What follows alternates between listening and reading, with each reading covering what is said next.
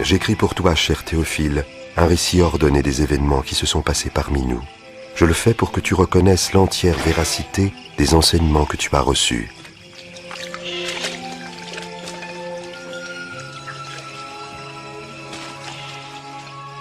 Au temps où César Auguste était empereur de Rome et Hérode le Grand, roi de Judée, Dieu envoya l'ange Gabriel dans une ville de Galilée, appelée Nazareth, chez une jeune fille vierge nommée Marie.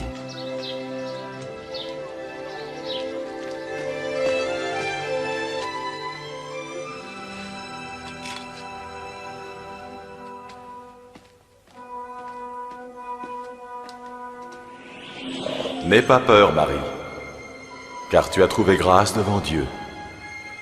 Tu concevras et tu enfanteras un fils à qui tu donneras le nom de Jésus. Comment est-ce possible? Je suis vierge. Le Saint-Esprit viendra sur toi. C'est pourquoi le Saint-Enfant qui naîtra de toi sera appelé le Fils de Dieu. Son royaume est éternel. Alors Marie se rendit dans une ville des montagnes de Judée, chez sa cousine Élisabeth, elle aussi miraculeusement enceinte. Élisabeth. Marie, cousine Marie, tu es bénie entre toutes les femmes, et l'enfant que tu portes lui aussi est béni. Car à l'instant où tu m'as salué, le bébé qui est en mon sein a remué d'allégresse. Mon âme exalte et magnifie le Seigneur. Et mon esprit a trouvé la joie en Dieu, mon Sauveur. Désormais, tous les âges diront mon bonheur.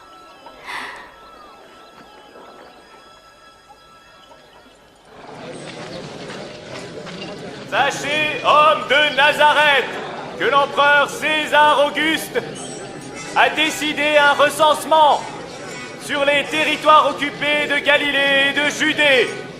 Tous doivent aller se faire inscrire, chacun dans sa ville natale.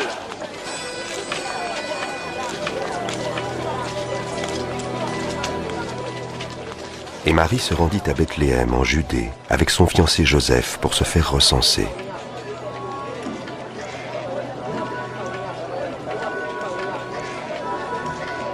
Mais il n'y avait pas de place pour eux à la maison des voyageurs, et ils durent se loger dans une humble étable.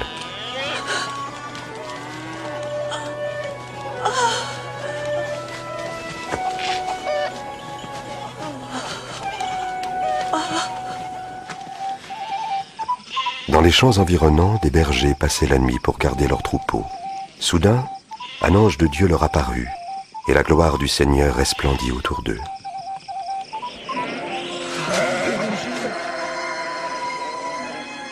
Aujourd'hui, dans la ville de David, un sauveur vous est né.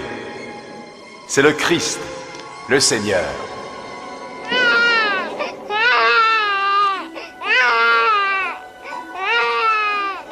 Les bergers allèrent vite voir le bébé qui était couché dans une mangeoire. Ils étaient les premiers à répandre l'évangile, la bonne nouvelle du Sauveur né d'une vierge.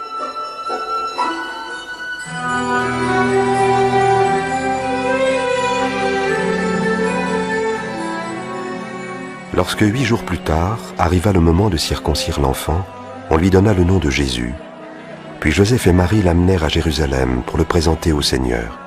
Il y avait au temple un homme droit et pieux nommé Siméon. L'Esprit de Dieu lui avait révélé qu'il ne mourrait pas avant d'avoir vu le Messie, l'envoyé du Seigneur. Maintenant, Seigneur, tu peux laisser ton serviteur mourir en paix. Tu as tenu ta promesse.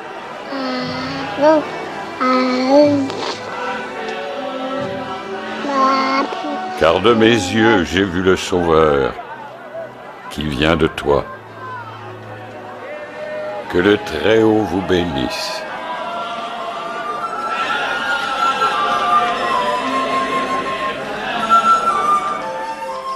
Après avoir accompli tout ce que la loi du Seigneur ordonnait, Marie et Joseph retournèrent en Galilée, à Nazareth, leur village. Lorsque Jésus eut 12 ans, Joseph et Marie l'emmenèrent à Jérusalem pour les fêtes de la Pâque.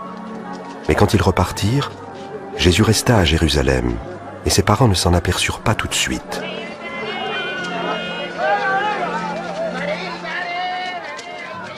Ils retournèrent à Jérusalem pour le chercher, et le 3e jour, ils le retrouvèrent au temple, assis au milieu des maîtres religieux. Qui est cet enfant qui pose tant de questions? Il vient de Nazareth. Nous le croyons reparti avec nous. Veuillez excuser sa ferveur. Tous étaient frappés par son intelligence.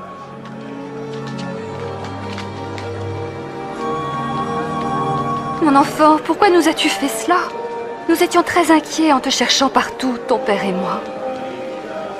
Pourquoi m'avez-vous cherché? Ne saviez-vous pas que je dois m'occuper des affaires de mon père?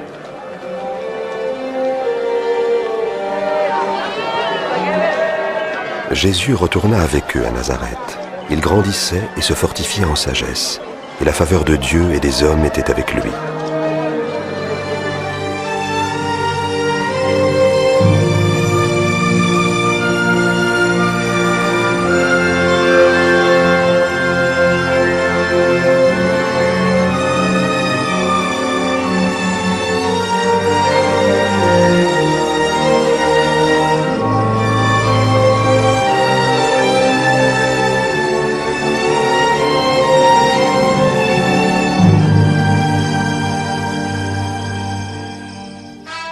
C'était la 15e année du règne de l'empereur Tibère.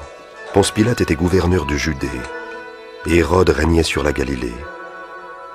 Anne et Caïphe étaient les grands prêtres. Cette année-là, Dieu confia son message à Jean dans le désert. Il parcourait la région du Jourdain, proclamant un baptême en signe de repentance, afin que Dieu pardonne les péchés. Éloignez-vous du péché! Faites-vous baptiser! Et Dieu pardonnera vos péchés!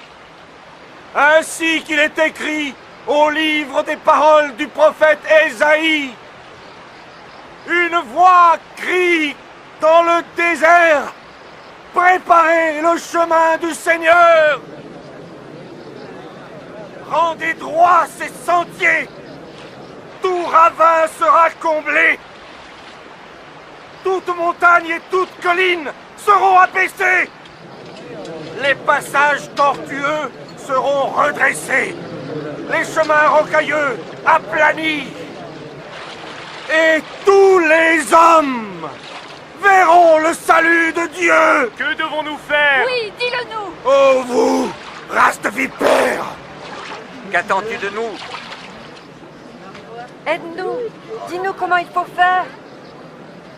Que celui qui possède 2 vêtements en donne un à l'homme qui n'en a aucun.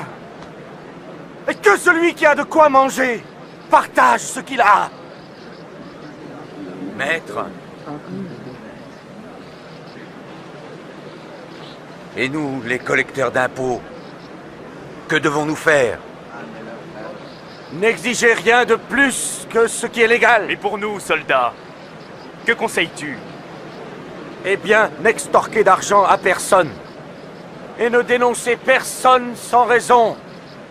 Contentez-vous de votre paye.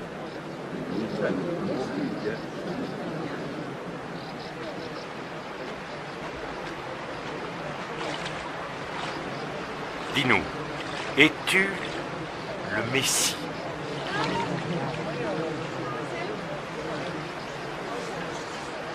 Moi, je vous baptise dans l'eau. Mais un autre, bien plus puissant que moi, arrivera. Je ne suis pas digne de délier la courroie de ses sandales. C'est lui qui vous baptisera du Saint-Esprit et de feu. Il séparera le grain de la paille. Et il amassera tout le grain dans son grenier.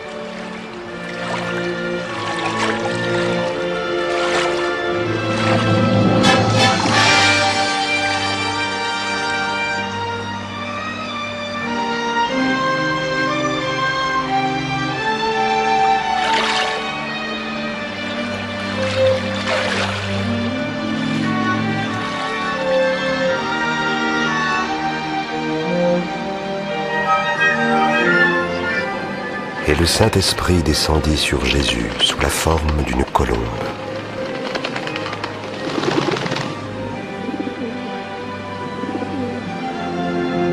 Et une voix se fit entendre du ciel. Tu es mon Fils bien-aimé, tu fais toute ma joie.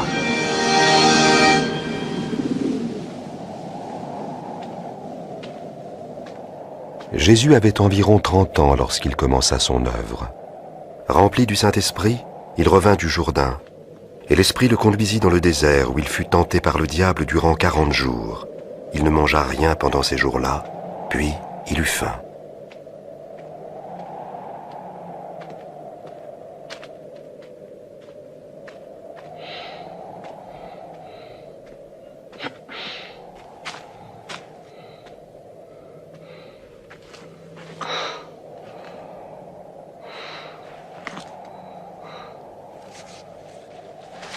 Alors le diable lui dit: « Si tu es le Fils de Dieu, ordonne donc à cette pierre de se changer en pain. »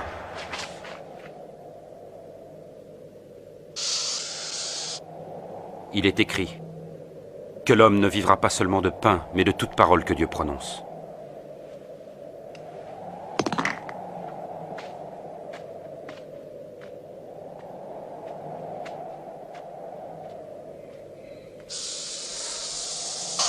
Le diable l'emmena sur une hauteur, lui montrant en un instant tous les royaumes de la terre.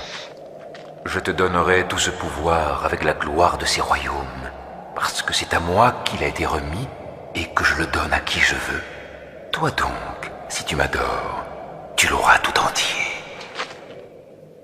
Il est écrit, tu adoreras le Seigneur ton Dieu, et tu ne serviras que lui.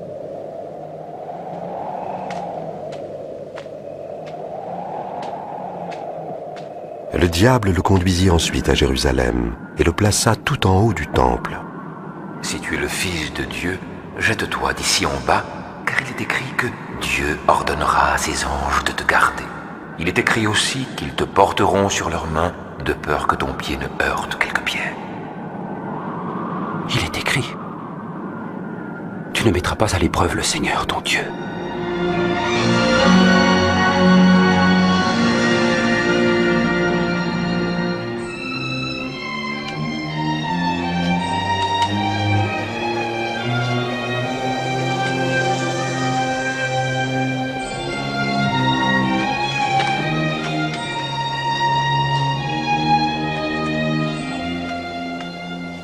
Jésus alla à Nazareth, le village de son enfance.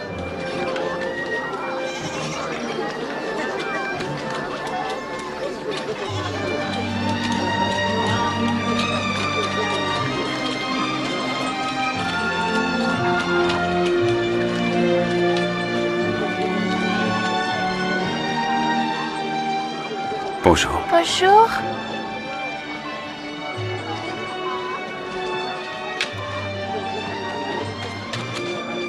Le jour du culte, il entra à la synagogue, selon son habitude.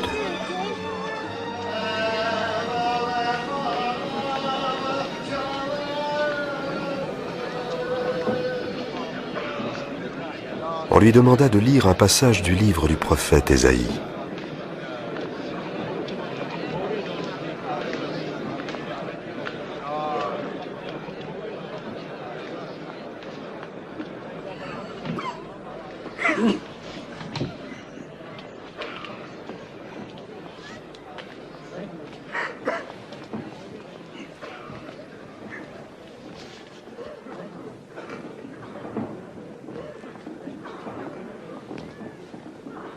L'Esprit du Seigneur est sur moi.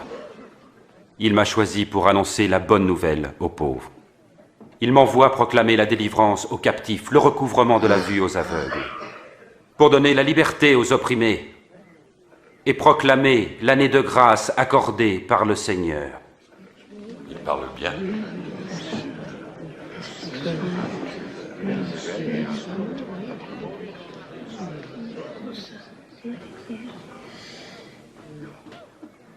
Aujourd'hui, cette parole devient réalité, alors que vous l'entendez.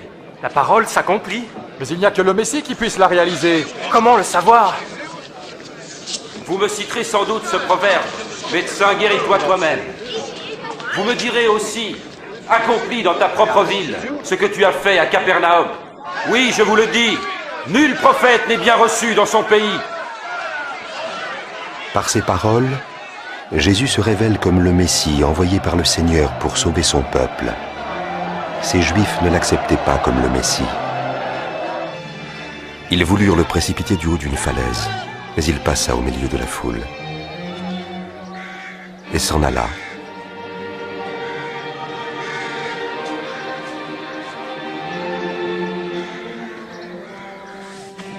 Il se rendit alors à Capernaum, ville de Galilée.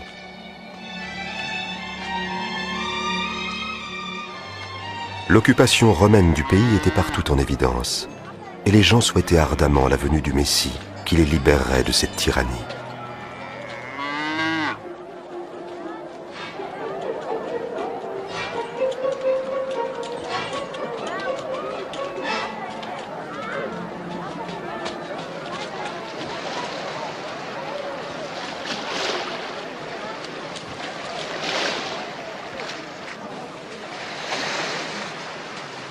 La paix soit avec toi. Et avec toi, maître. M'embarqueras-tu, Simon?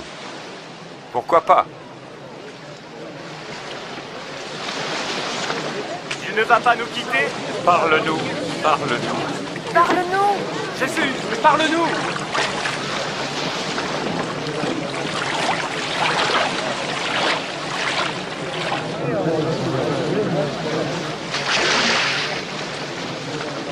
Un jour, 2 hommes se présentèrent au temple pour prier. L'un d'eux était chef religieux, l'autre collecteur d'impôts. Le chef religieux se tenait à part et priait.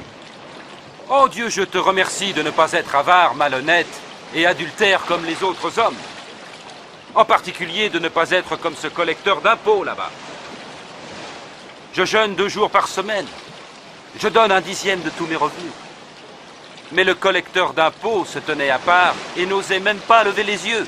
Il se frappait la poitrine en disant « Dieu, aie pitié du pécheur que je suis. » Je vous l'assure, c'est ce dernier et non pas l'autre qui rentrait chez lui fut déclaré juste devant Dieu. Car tout homme qui s'élève sera abaissé, et celui qui s'abaisse sera élevé. Avance ta barque plus loin dans les eaux profondes. Puis toi et tes compagnons, jetez vos filets pour la pêche. Oh, maître, nous avons pêché dur toute la nuit, et sans rien prendre.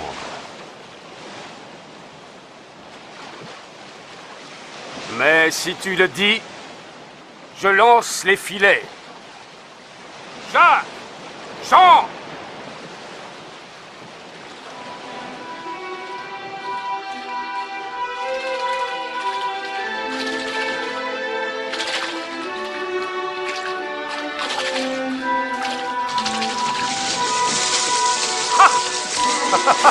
Jacques! Jean! Ah! Approchez votre barque! Venez nous aider! Vite! Pas possible! Nous sommes occupés! On n'en a jamais pris autant!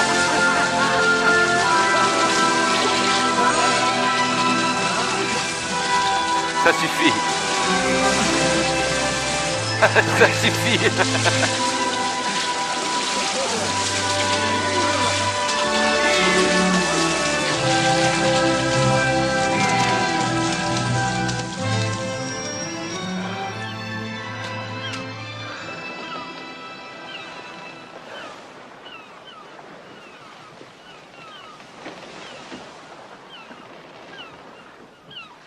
Éloigne-toi de moi, Seigneur, car le péché est en moi.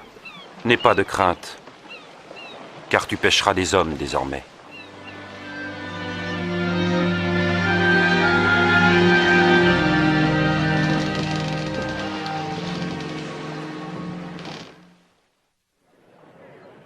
Tendez l'oreille et venez à moi. Écoutez et votre âme vivra. Cherchez l'Éternel pendant qu'il se trouve, invoquez-le tandis qu'il est prêt, que le coupable abandonne sa voie, et l'homme malfaisant ses pensées, qu'il revienne à l'Éternel qui aura compassion de lui, qui pardonnera généreusement. Vous sortirez dans la joie et vous serez conduits dans la paix. Il vient, c'est lui, regardez. Jésus! Jésus! Je te prie de sauver ma fille unique! Oh maître, aie pitié! Elle va mourir et elle n'a que 12 ans! Pitié! Vite! Maître, viens! Jairus, je suis désolé. Jésus! Ta fille est morte. Ne dérange plus le maître. Ne crains rien. Crois seulement et ta fille guérira.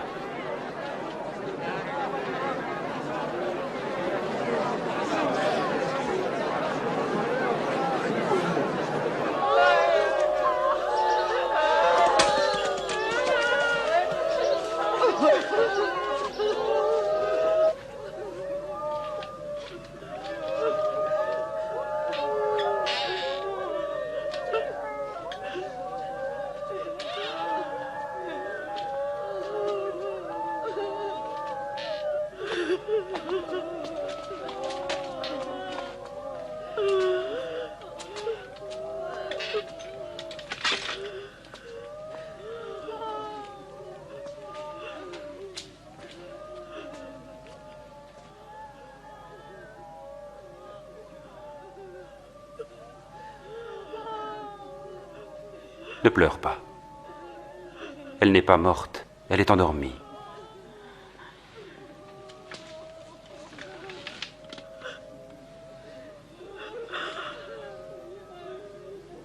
Enfant, lève-toi.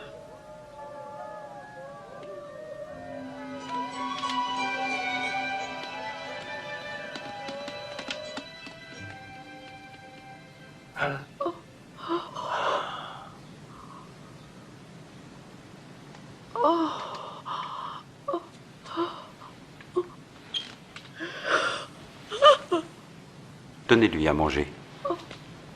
Mais ne dites rien. Personne ne doit être mis au courant.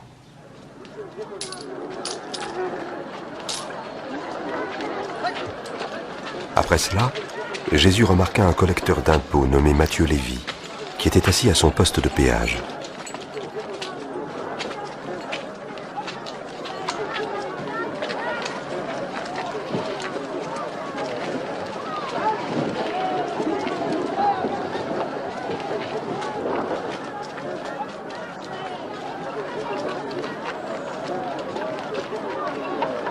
Suis-moi.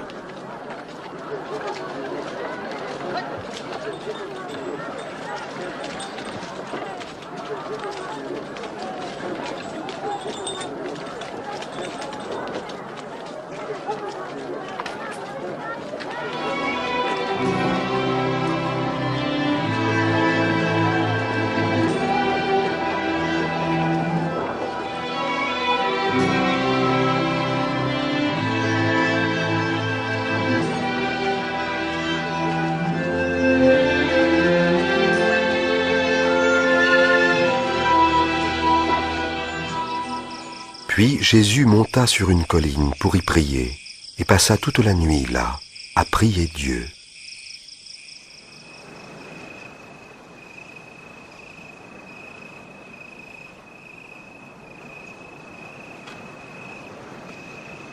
À l'aube, il appela ses disciples et en choisit 12 pour être ses compagnons. Il les nomma apôtres.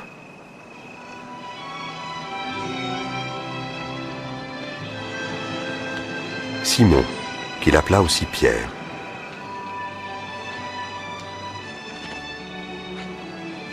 Et André, son frère.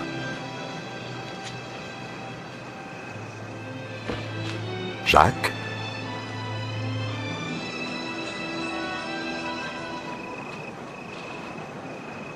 Et Jean. Philippe. Et Barthélemy.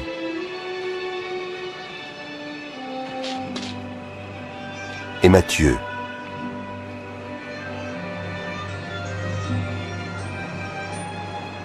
Et Thomas. Ainsi que Jacques, fils d'Alphée.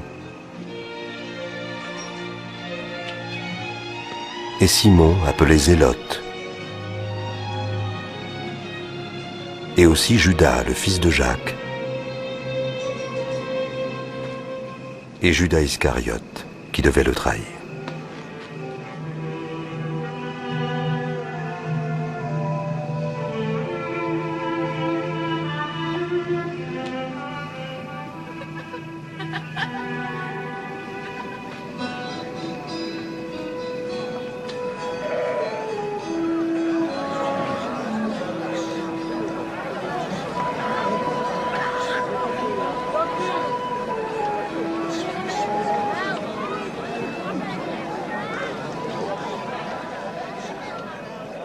Heureux vous les pauvres, car le royaume de Dieu est à vous. Heureux vous qui avez faim, car vous serez rassasiés. Heureux vous qui pleurez maintenant, car vous rirez. Heureux ceux qui seront haïs, méprisés, insultés, et traités de mauvais à cause du Fils de l'homme. Réjouissez-vous alors et dansez de joie, car une belle récompense vous attend dans le ciel. En effet, c'est ainsi que leurs ancêtres ont traité les prophètes.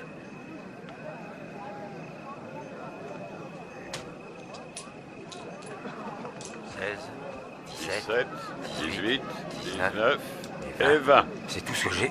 Comment ça, c'est tout ce que tu as? Malheur à vous qui possédez des richesses, car vous avez eu votre bonheur.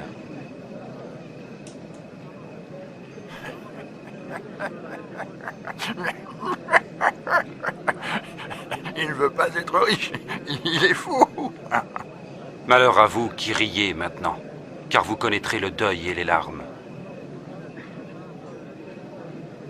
Malheur à vous quand tous les hommes disent du bien de vous, car leurs ancêtres ont fait pareillement avec les faux prophètes. Mais je vous dis à vous qui m'écoutez, aimez vos ennemis. Faites du bien à ceux qui vous haïssent. Bénissez qui vous maudit. Priez pour ceux qui vous calomnient.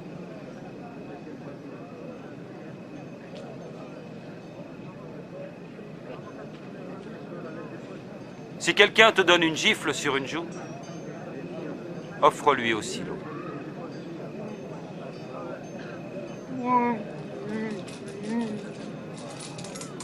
Et à qui te prend ton manteau, ne refuse pas non plus ta chemise.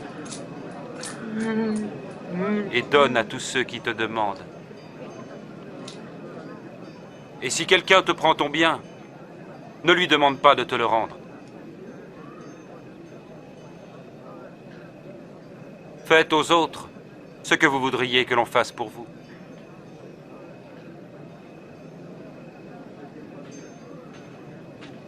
Si vous aimez seulement ceux qui vous aiment, quelle reconnaissance en attendre? Même les pécheurs aiment ceux qui les aiment. Et si vous ne faites du bien qu'à ceux qui vous en font, quelle reconnaissance vous en a-t-on? Les pécheurs en font autant. Comment a-t-il pu le toucher? Et lui adresser la parole.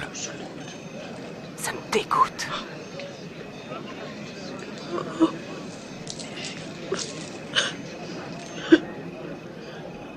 Non. Aimez vos ennemis et faites-leur du bien. Prêtez sans rien espérer en retour. Alors votre récompense sera grande et vous serez les fils du Très-Haut. Parce qu'il est lui-même bon pour les ingrats et les méchants.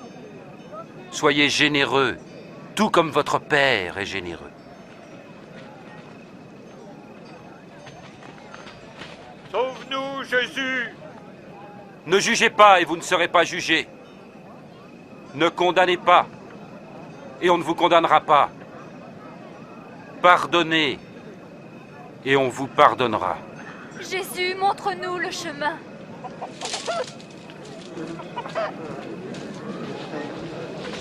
Donnez, et ainsi vous recevrez. Car la mesure que vous employez servira aussi pour vous. Un aveugle peut-il guider un autre aveugle? Non, ils tomberont alors tous deux dans le fossé. Pourquoi vois-tu la paille qui est dans l'œil de ton frère et ne remarques-tu pas la poutre qui est dans le tien?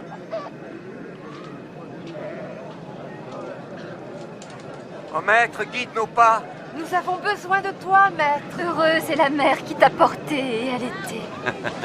Heureux plutôt ceux qui écoutent la parole de Dieu et qui l'observent. Je voudrais connaître cet homme.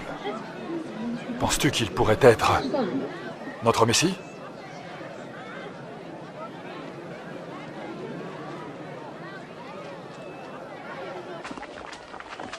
Et ce chef religieux, Simon, invita Jésus à manger avec lui. Jésus se rendit chez lui et se mit à table. Allons les enfants, laissez-nous. Vous m'entendez? Allons. Ah, ces enfants, ils ne sont jamais tranquilles. Que vient-elle faire là? Je ne sais pas.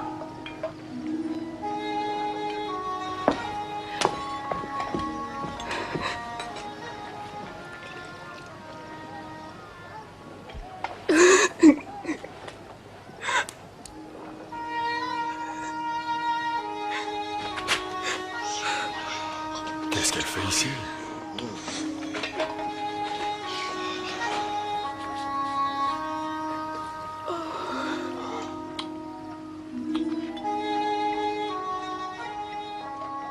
Si cet homme était vraiment un prophète, il saurait qui est cette femme qui le touche.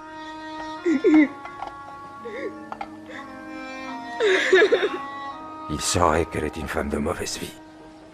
Je sais qui est cette femme, Simon. Alors écoute ceci. C'est l'histoire d'un prêteur à qui deux hommes devaient de l'argent.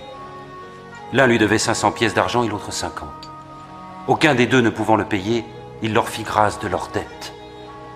Lequel des deux l'aima le plus? Celui, je pense, auquel il avait remis la plus grosse dette. Tu as raison. Vois-tu cette femme? En arrivant, tu ne m'as pas versé d'eau sur les pieds. Elle m'a baigné les pieds de ses larmes et les a essuyés avec ses cheveux. Tu ne m'as pas embrassé pour m'accueillir. Mais elle n'a pas cessé de m'embrasser les pieds. Tu n'as pas répandu d'huile sur ma tête, mais elle a répandu du parfum sur mes pieds. Je vous le dis, ses nombreux péchés sont pardonnés, c'est pourquoi elle montre tant d'amour. Mais celui à qui on pardonne peu, manifeste peu d'amour.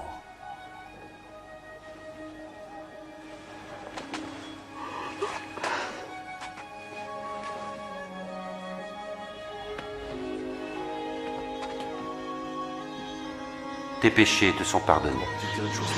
Blasphème! Mais comment peux-tu parler? Ta foi t'a sauvé, va en paix.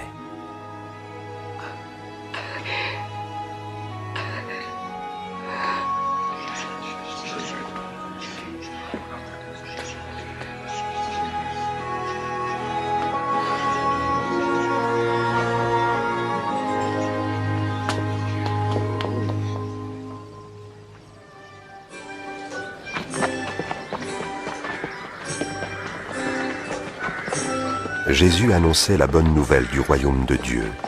Les 12 disciples l'accompagnaient, ainsi que quelques femmes qui avaient été délivrées d'esprits mauvais.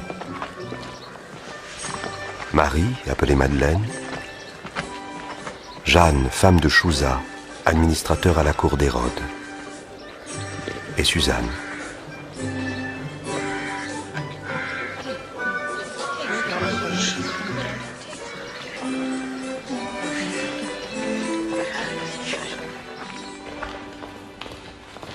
Hérode, gouverneur de Galilée sous les Romains, fit mettre Jean-Baptiste en prison parce que celui-ci lui reprochait d'avoir épousé la femme de son frère.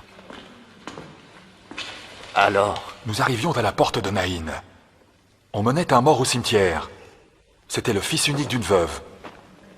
Quand Jésus la vit, il eut pitié d'elle. Il toucha le cercueil et dit « Jeune homme, lève-toi. » Le mort alors se redressa. Et Jésus le rendit à sa mère. Demande-lui, dis, es-tu vraiment celui qui devait venir? Ou devons-nous en attendre un autre?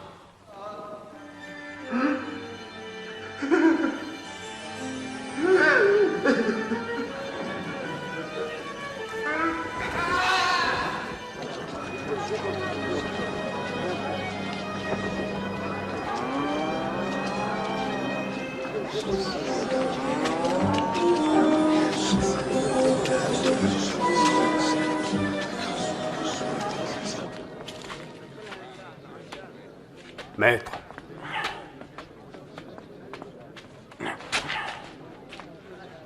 Merci. Maître. C'est Jean-Baptiste qui nous envoie. Es-tu vraiment celui qui devait venir, ou devons-nous en attendre un autre? Dites-lui ce que vous avez vu et entendu. Les aveugles voient, les boiteux marchent. Bienheureux qui ne perdra pas sa foi en moi.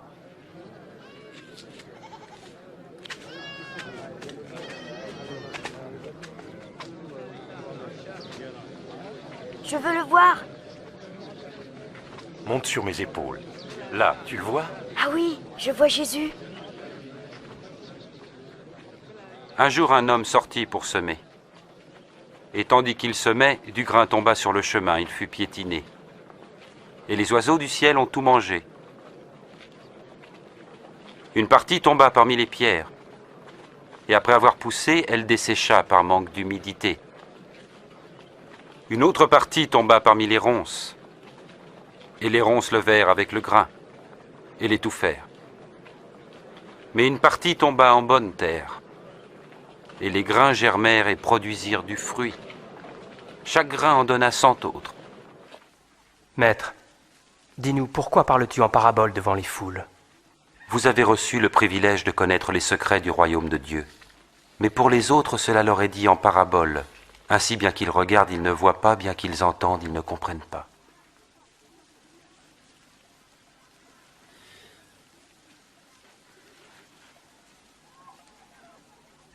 Voici le sens de cette parabole.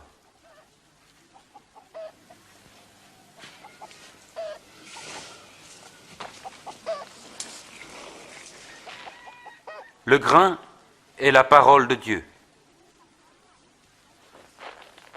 Le grain tombé au bord du chemin, ce sont ceux qui entendent. Mais ensuite, le diable survient et enlève cette parole de leur cœur pour les empêcher d'y croire et d'être sauvés. Le grain qui tombe en terre pierreuse représente ceux qui reçoivent la parole et en sont joyeux. Mais elle ne prend pas racine. Pendant un moment, ils croient. Mais au moment de l'épreuve, ils abandonnent tout. Ce qui est tombé dans les ronces, ce sont ceux qui entendent, mais se laissent étouffer par les soucis, les richesses et les plaisirs de la vie. Leurs fruits ne mûrissent jamais. Et le grain tombé en bonne terre, ce sont ceux qui entendent la parole dans un cœur loyal et bon et qui la retiennent. Leur persévérance portera ses fruits.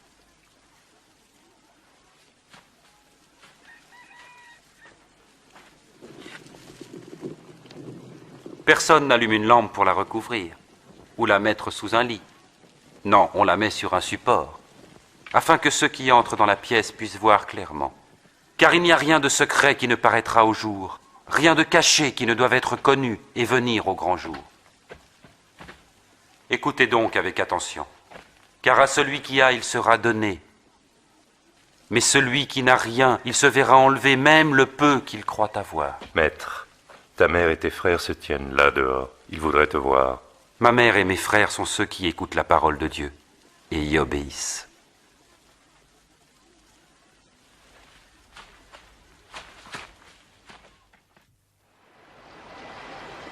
Un jour, Jésus monta dans une barque avec ses disciples et leur dit « Passons de l'autre côté du lac ».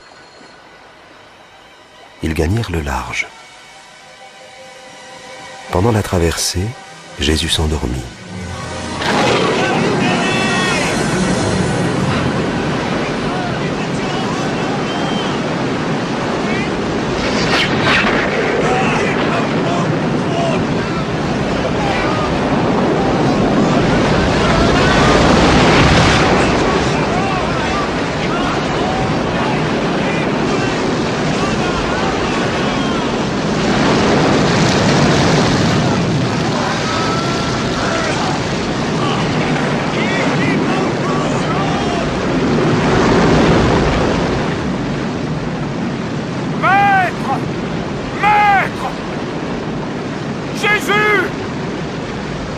Nous allons tous mourir! Les vagues sont trop fortes! Nous allons couler! Sauve-nous!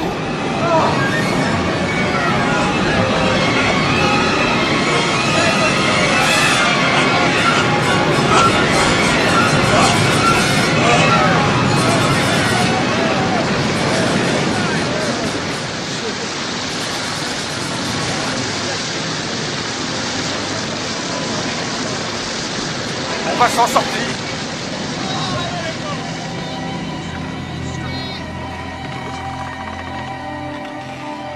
Où est votre foi?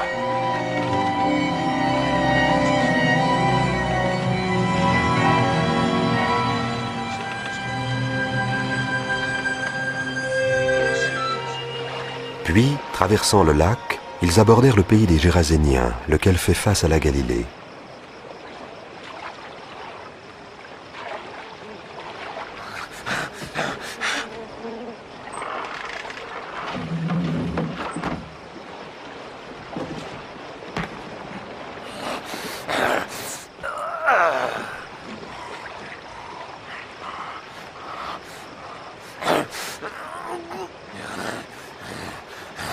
Jésus, Fils du Dieu très haut, que veux-tu de moi? Je t'en prie, ne me punis pas. Quel est ton nom?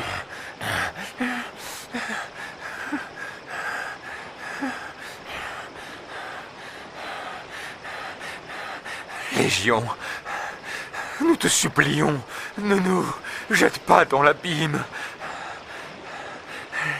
Laisse-nous entrer dans ce troupeau de porcs.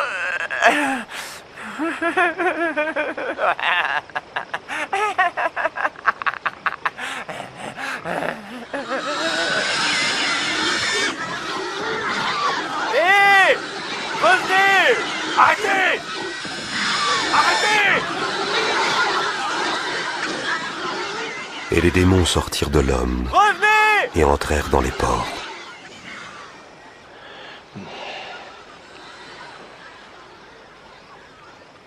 Va-t'en d'ici! Magicien! Va-t'en! Laisse-nous en paix! Va-t'en! Va-t'en d'ici! « Je veux te suivre partout. Laisse-moi t'accompagner. » Rentre chez toi et dis ce que Dieu a fait pour toi.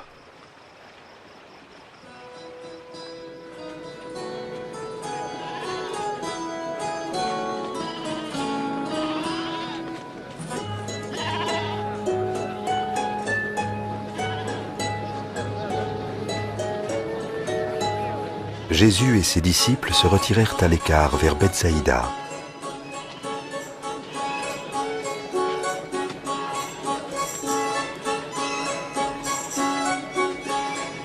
Dès que les gens s'en aperçurent, ils le suivirent.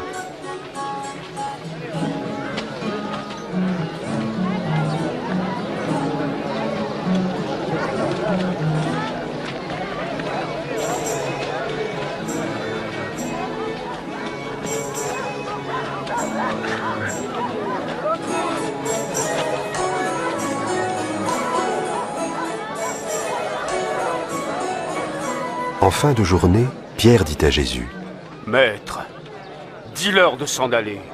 Renvoie-les dans les fermes et les villages des environs, pour qu'ils se logent et se ravitaillent. Cet endroit est désert. »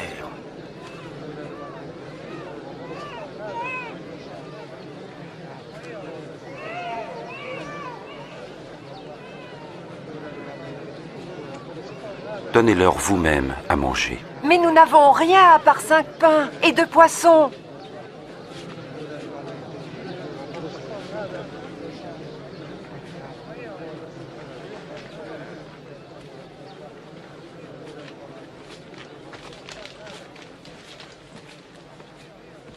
Béni sois-tu, Seigneur notre Dieu, qui règne sur l'univers, qui fait sortir le pain de la terre.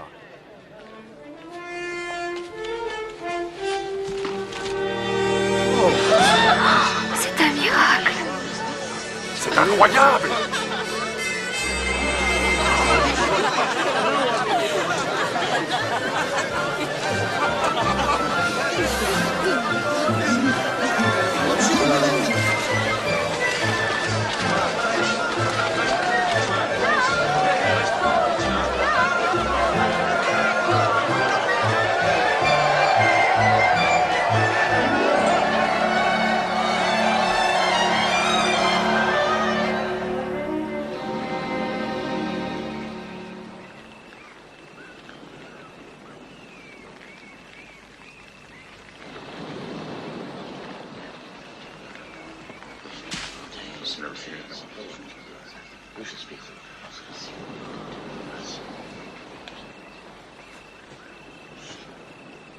Que disent les gens à mon sujet? Certains disent que tu es Jean-Baptiste.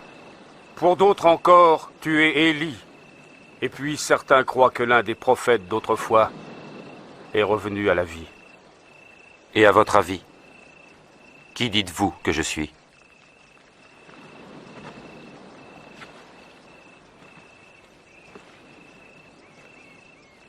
Tu es le Messie, l'envoyé de Dieu.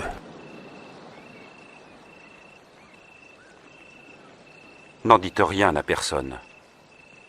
Le Fils de l'homme doit souffrir beaucoup, puis être rejeté. Il sera mis à mort.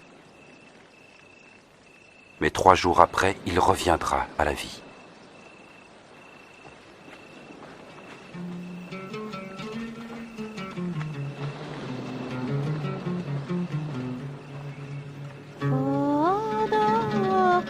قلبي بشوق يلا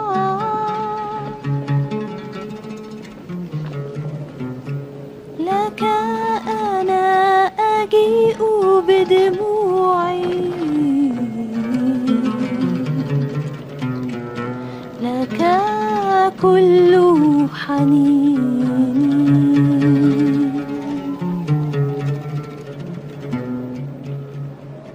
Qui d'entre vous me suivra? Je te suivrai, Seigneur. Mais d'abord, laisse-moi aller dire adieu à ma famille. Quiconque met la main à la charrue puis regarde en arrière n'est pas fait pour le royaume de Dieu. Si quelqu'un veut venir à ma suite, qu'il renonce à lui-même et prenne sa croix chaque jour et qu'il me suive. Car celui qui veut sauver sa vie la perdra. Mais celui qui perd sa vie à cause de moi la sauvera. À quoi sert-il à un homme de gagner le monde entier s'il perd son âme?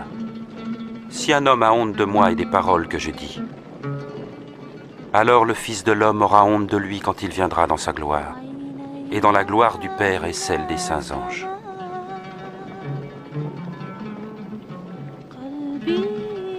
Je vous le dis, certains d'entre vous ne mourront pas avant d'avoir vu le règne de Dieu.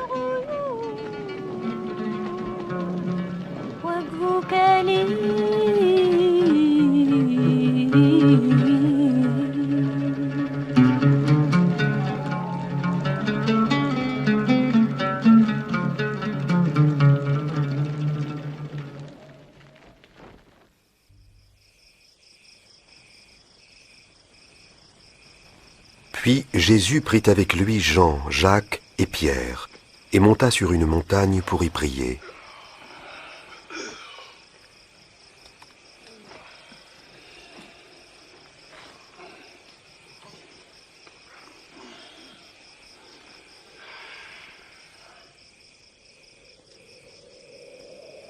Pendant qu'il priait, son visage changea d'aspect, et ses vêtements devinrent d'une blancheur éblouissante.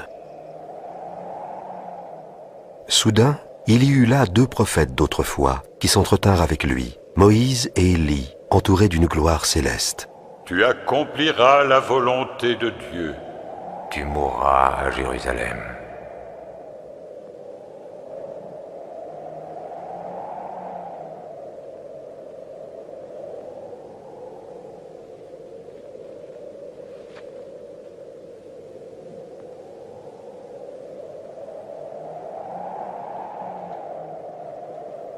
Au moment où Moïse et Élie quittaient Jésus, Pierre dit : « Maître, il est bon que nous soyons ici. Alors dressons 3 tentes. Une pour toi. Pendant qu'il parlait, Une pour Moïse. un nuage se forma et les enveloppa. Et une pour Élie. Les disciples eurent peur. Alors du nuage, une voix se fit entendre. « Celui-ci est mon fils. Je l'ai choisi. Écoutez-le. »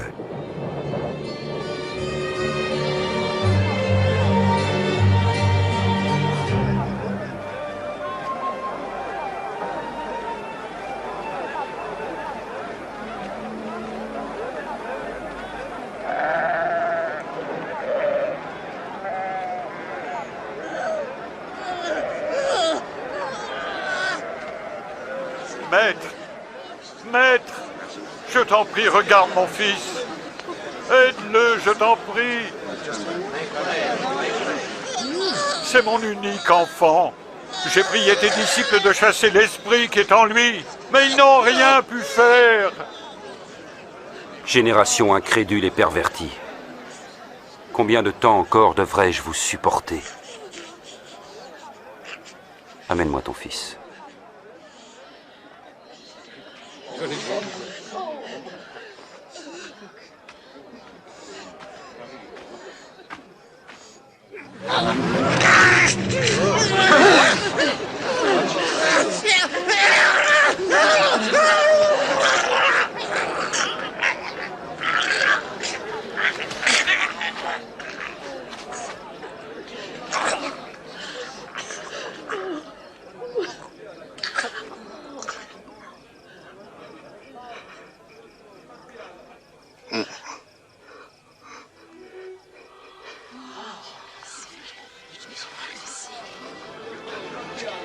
Son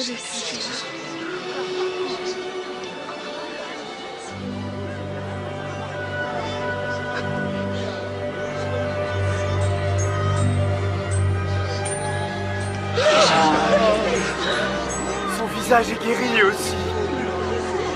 C'est merveilleux.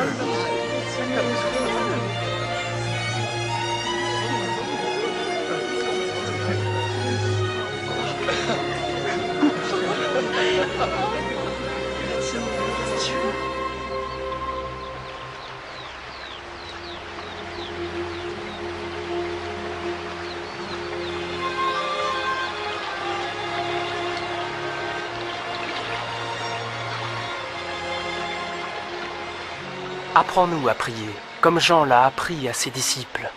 Quand vous priez, dites « Notre Père qui es aux cieux, que ton nom soit sanctifié, que ton règne vienne, que ta volonté soit faite sur la terre comme au ciel.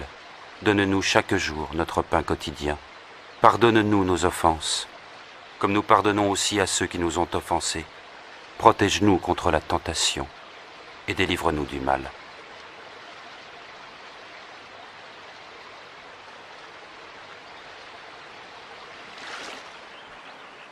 Demandez et vous recevrez. Cherchez et vous trouverez. Frappez et l'on ouvrira la porte. Car tout homme qui demande reçoit. Celui qui cherche trouvera.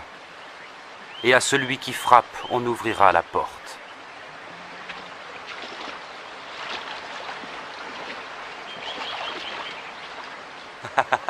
Si l'un de vous est père, donnera-t-il à son enfant un serpent quand il demande un poisson? Ou un scorpion quand il demande un œuf? Si donc vous qui êtes mauvais savez donner de bonnes choses à vos enfants,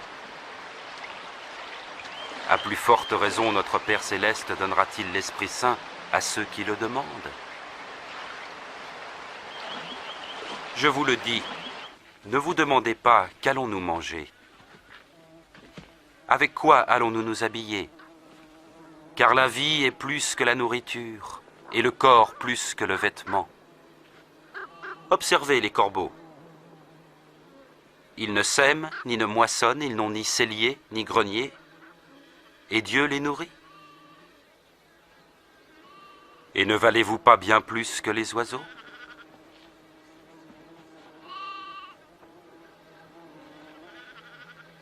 Qui d'entre vous peut, à force d'inquiétude, prolonger tant soit peu sa vie? Si donc vous êtes sans pouvoir même pour si peu, pourquoi vous mettre en souci du reste? Observez ces lys et comment ils croissent. Ils ne filent ni ne tissent. Et pourtant Salomon lui-même, dans toute sa gloire, n'a jamais été vêtu comme l'un d'eux. Si Dieu revêt ainsi l'herbe des champs qui demain sera jetée dans le feu, il fera donc bien plus pour vous, aux gens de peu de foi. Fais grandir notre foi. Si votre foi était grosse comme une graine de moutarde, vous pourriez dire à l'arbre qui est là, déracine-toi et va te planter dans la mer, et il vous obéirait.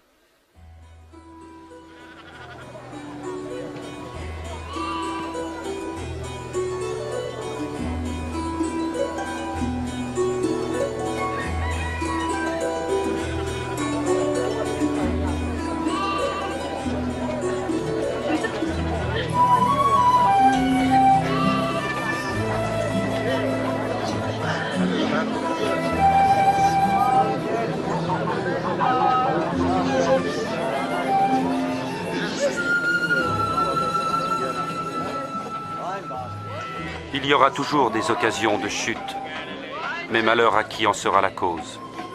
Il vaudrait mieux pour lui qu'on attache une pierre à son cou et qu'on le jette à la mer, pour qu'il ne provoque pas la chute de l'un de ses petits.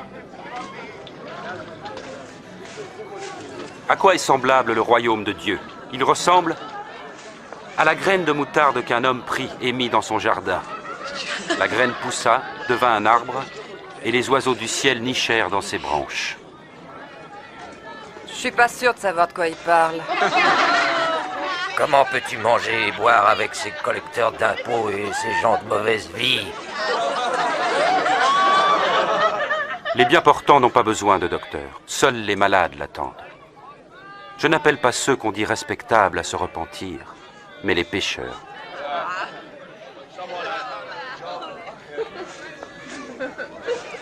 Parle-nous du royaume de Dieu. Allez, raconte encore. N'ayez pas peur, petit troupeau, car votre Père a trouvé bon de vous donner le royaume. Vendez ce que vous possédez et distribuez-en le produit aux pauvres. Constituez-vous dans les cieux un trésor inaltérable et qui ne s'épuisera pas. Aucun voleur ne pourra l'atteindre et aucune mythe l'entamer. Car là où est votre trésor, là aussi sera votre cœur.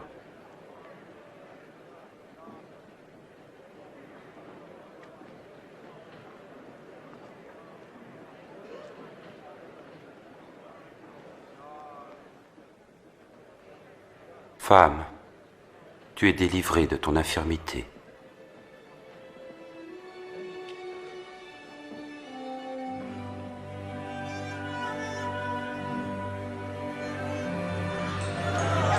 Regardez, elle est guérie.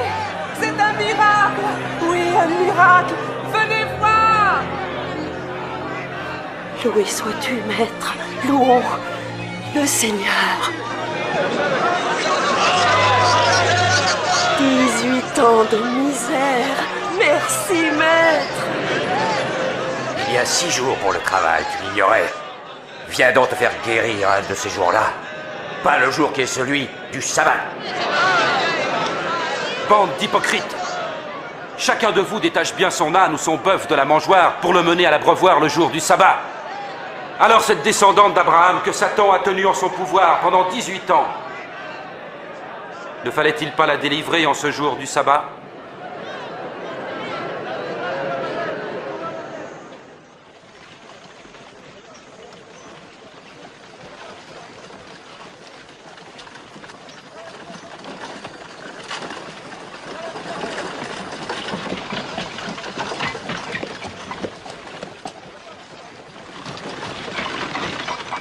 Ô bon maître, que dois-je faire pour obtenir la vie éternelle? Pourquoi m'appelles-tu bon? Personne n'est bon, sinon Dieu seul. Tu connais les commandements. Tu ne commettras pas d'adultère. Tu ne tueras pas, ne porteras pas de faux témoignages. Tu respecteras ton père et ta mère. Depuis ma jeunesse, j'ai obéi à tous ces commandements. Il te reste encore une chose à faire. Vends tout ce que tu as et distribue le produit aux pauvres, et tu auras un trésor au ciel. Ensuite, viens et suis-moi. Mais nous sommes des marchands et riches. Qu'il est difficile pour les riches d'entrer dans le royaume de Dieu. Oui, vraiment, il est plus difficile à un homme riche d'entrer dans ce royaume qu'à un chameau de passer dans le trou d'une aiguille. Mais alors, qui peut être sauvé? Ce qui est impossible aux hommes est possible à Dieu. Mais en fait, où sera-t-il le royaume de Dieu? Le royaume de Dieu ne viendra pas d'une façon spectaculaire. Et personne ne dira « Regardez, il est ici ou il est là ». Car le royaume de Dieu est au milieu de vous. Le temps viendra où vous désirerez voir un seul des jours du Fils de l'homme, mais vous ne le verrez pas. En effet, quand le Fils de l'homme reviendra, il sera comme l'éclair qui jaillit d'un point à l'autre du ciel et illumine tout l'horizon. Mais il faut d'abord qu'il souffre et qu'il soit rejeté par les gens d'aujourd'hui.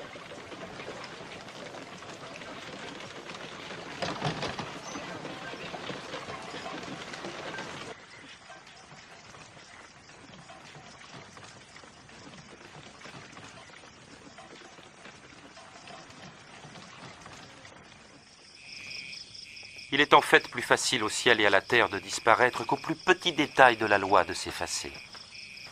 Bien des prophètes et des rois auraient voulu voir ce que vous voyez, mais ne l'ont pas vu. Entendre ce que vous entendez, mais ils n'ont rien entendu. Que devons-nous faire? Dans la loi, qu'est-il écrit? Et comment la comprends-tu? Ton Seigneur Dieu, tu aimeras de tout ton cœur, de toute ton âme, de toutes tes forces et de toute ta pensée. Et tu aimeras ton prochain comme toi-même. Tu as raison, fais cela et tu vivras. Mais qui est mon prochain? Pas ces soldats-là. Et que dire de César? Un jour, un homme descendait de Jérusalem vers Jéricho. Des brigands l'attaquèrent. Il fut dépouillé, frappé et abandonné à moitié mort. Il se trouva qu'un prêtre passait sur cette route. Il vit l'homme, il l'évita et passa de l'autre côté. De même, un serviteur du temple passa, vit l'homme, s'écarta et s'éloigna rapidement. Mais un étranger méprisé, un samaritain, voyageait par là et trouva l'homme. Quand il le vit, il éprouva une grande pitié. Il s'approcha de lui, pansa ses plaies en y versant de l'huile et du vin, le chargea sur sa propre monture, le conduisit à une auberge et prit soin de lui. Le lendemain, il donna 2 pièces d'argent à l'aubergiste et lui dit « Prends soin de lui, et si tu dépenses quelque chose de plus, c'est moi qui te rembourserai quand je repasserai. » À ton avis, lequel des 3 passants s'est montré le prochain de l'homme attaqué par les brigands?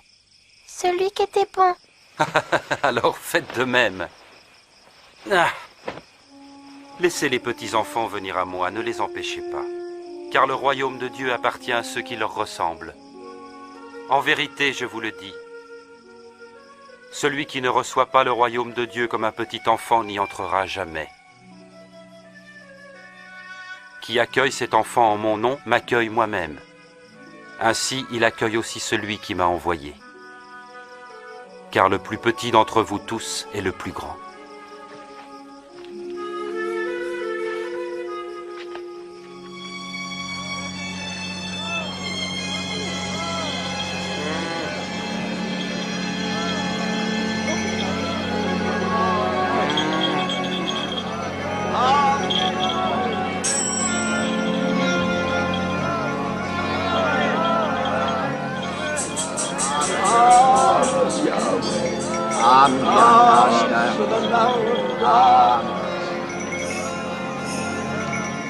Hé, qu'est-ce que c'est? Que se passe-t-il? C'est Jésus de Nazareth qui passe par là.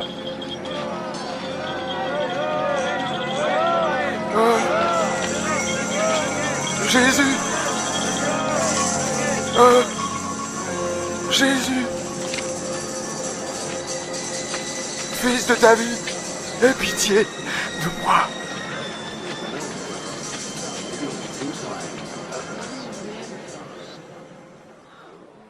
Que veux-tu que je fasse pour toi? Je veux voir à nouveau.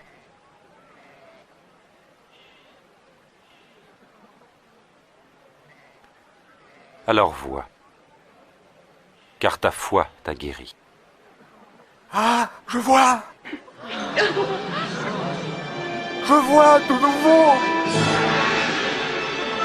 Oui, je vois!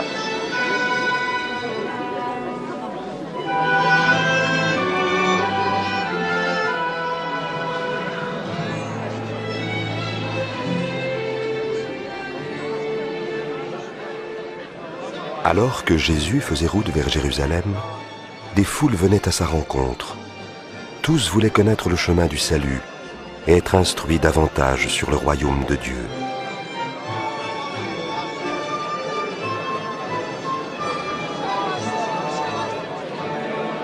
Cet homme est vraiment un prophète. Seigneur, maître, sauve-moi!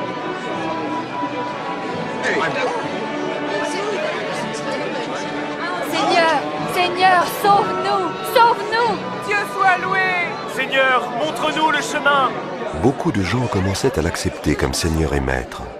À Jéricho, un collecteur d'impôts nommé Zachée voulait tellement voir Jésus qu'il grimpa sur un arbre pour être au-dessus de la foule. Regardez, c'est le collecteur d'impôts. Zachée, descends et fais vite, car je dois loger chez toi aujourd'hui. Chez moi? Qu'est-ce qu'il va faire chez lui? Comment Zachée connaît-il Jésus?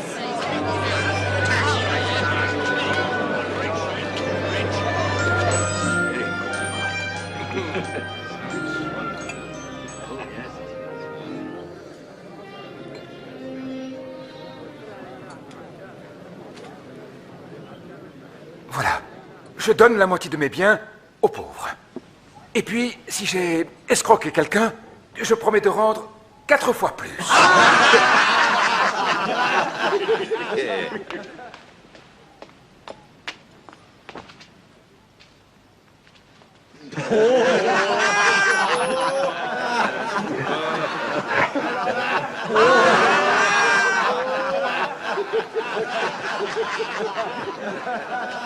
Je n'y crois pas, je rêve. Un collecteur d'impôts qui rembourse, c'est impossible.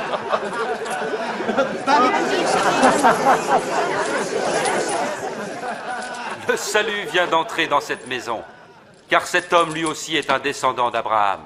Le Fils de l'homme est venu chercher et sauver ce qui était perdu.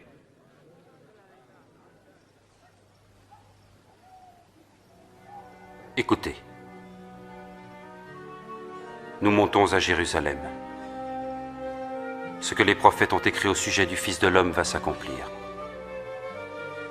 En effet, il sera livré aux païens, soumis aux moqueries, on l'insultera, on crachera sur lui.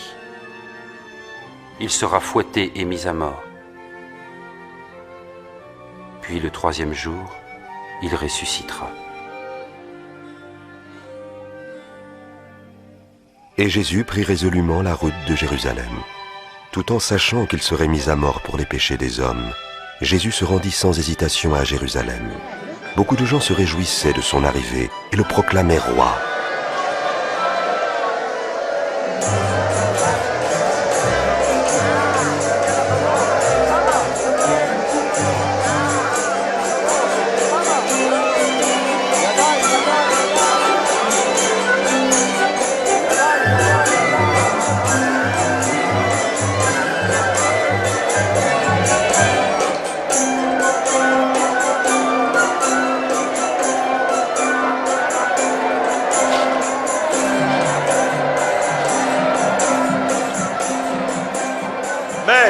Demande à tes disciples de faire moins de bruit. Je te le dis, si jamais ils se taisaient, ce seraient les pierres qui crieraient de joie. Paix, honneur, gloire au roi.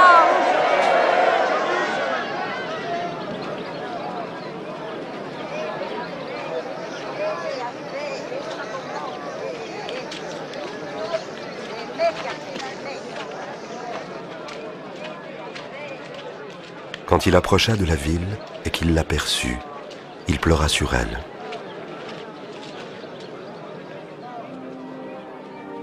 Si seulement tu avais su comment trouver la paix, mais à l'heure qu'il est, cela t'est caché. Maintenant, des jours viendront où tes ennemis établiront contre toi des ouvrages de siège, te cerneront de tous côtés, et ils te détruiront complètement.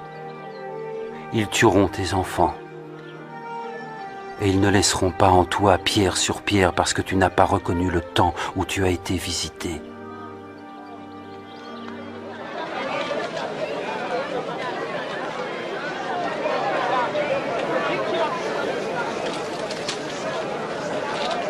Le temple de Jérusalem était devenu un marché plutôt qu'une maison de prière.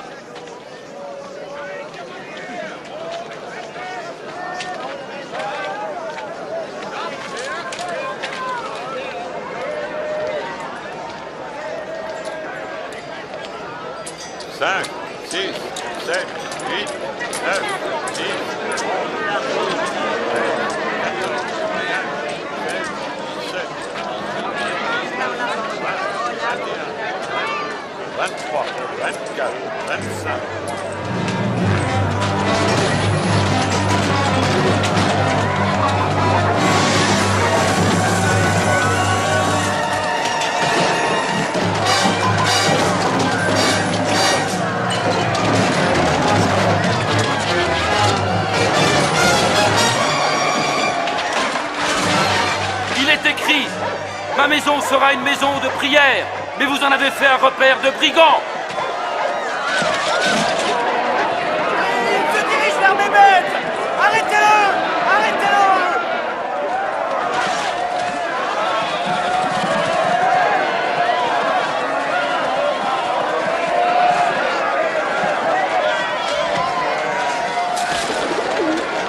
Vite! Faites venir la garde! L'hostilité de certains chefs religieux et politiques allait grandissant, car le peuple reconnaissait de plus en plus Jésus comme son roi. Si je comprends bien, beaucoup le considèrent déjà comme leur roi. Leur roi? Un roi de mendiants, de voleurs, on a déjà vu ça. Ils viennent se manifester, s'en vont et on les oublie. Ne vous y trompez pas. Sa popularité augmente chaque jour. Et le peuple l'admire aussi. C'est ça, il est un roi. Je tiens à vous avertir. S'il y a encore des troubles dans ma ville, je vous tiens pour responsable.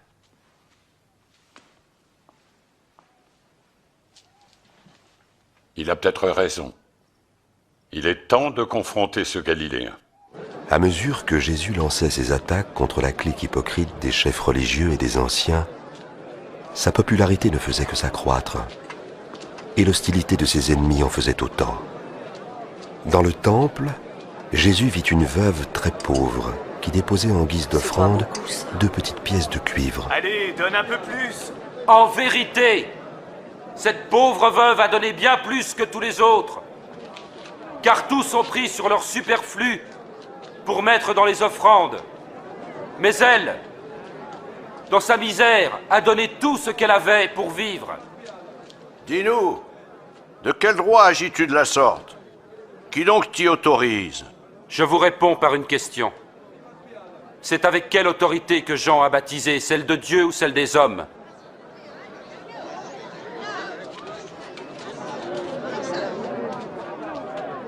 Quelle réponse donner? Si nous disons avec celle de Dieu, il va nous répondre alors... Il fallait croire Jean. Mais si nous disons avec celle des hommes, cette foule nous lapidera. Ils croient tous que Jean était un prophète.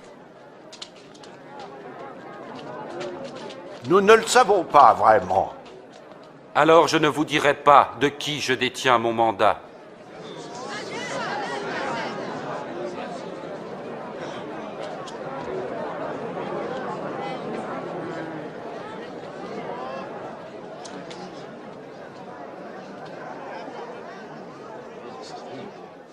Il était une fois un homme qui planta une vigne.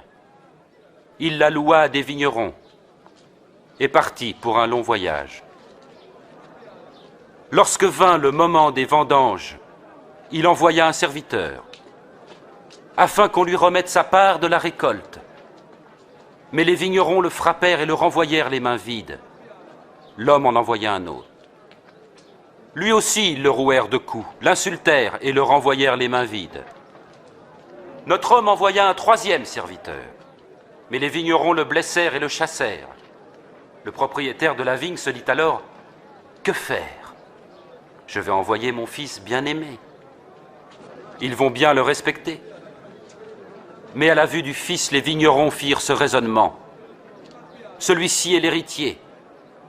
Tuons-le pour que la vigne soit à nous. » Parle-nous encore, Seigneur. Alors ils l'emmenèrent au dehors et le tuèrent. Que fera donc le maître de la vigne à ses vignerons? Il reviendra, fera périr ses méchants et confiera la vigne à d'autres. Et que veut dire cette prophétie? La pierre que les constructeurs avaient rejetée, c'est elle qui est devenue la pierre principale. Celui qui tombera sur cette pierre-là se brisera la nuque. Et si cette pierre tombe sur quelqu'un, il sera écrasé. Maître, tu parles et enseignes de façon correcte, sans tenir compte du statut social de tes auditeurs, et tu enseignes la voie de Dieu en vérité. Dis-nous, avons-nous le droit de payer l'impôt à l'empereur César, oui ou non? Attention, Seigneur, c'est un piège! Montre-moi une pièce d'argent.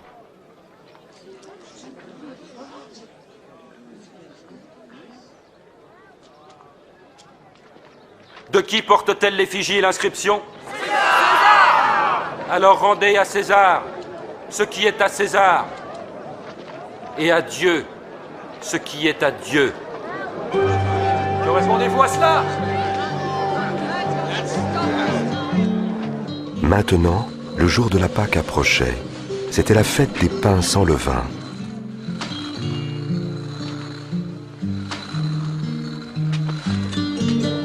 Jésus envoya Simon-Pierre et Jean pour qu'ils préparent le repas de la Pâque.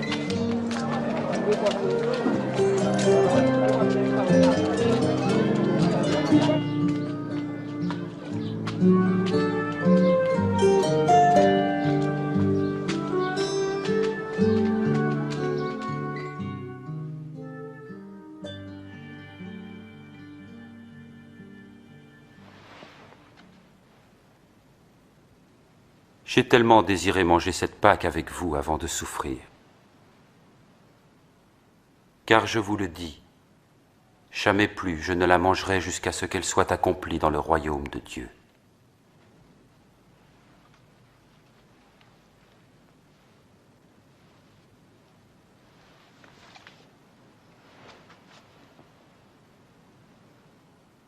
Béni sois-tu, Seigneur notre Dieu, qui règne sur l'univers, qui fait sortir le vin de la vigne.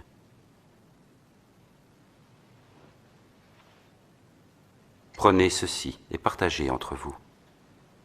Car je vous le dis, je ne boirai plus du fruit de la vigne jusqu'à ce que vienne le règne de Dieu.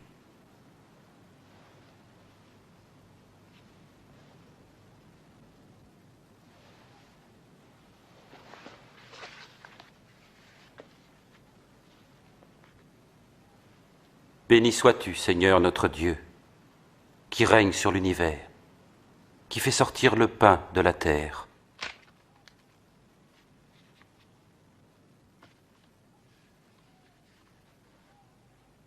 Ceci est mon corps qui est donné pour vous.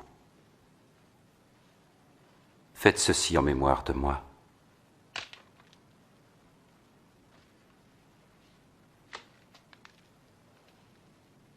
Cette coupe est la nouvelle alliance conclue par mon sang, versé pour vous.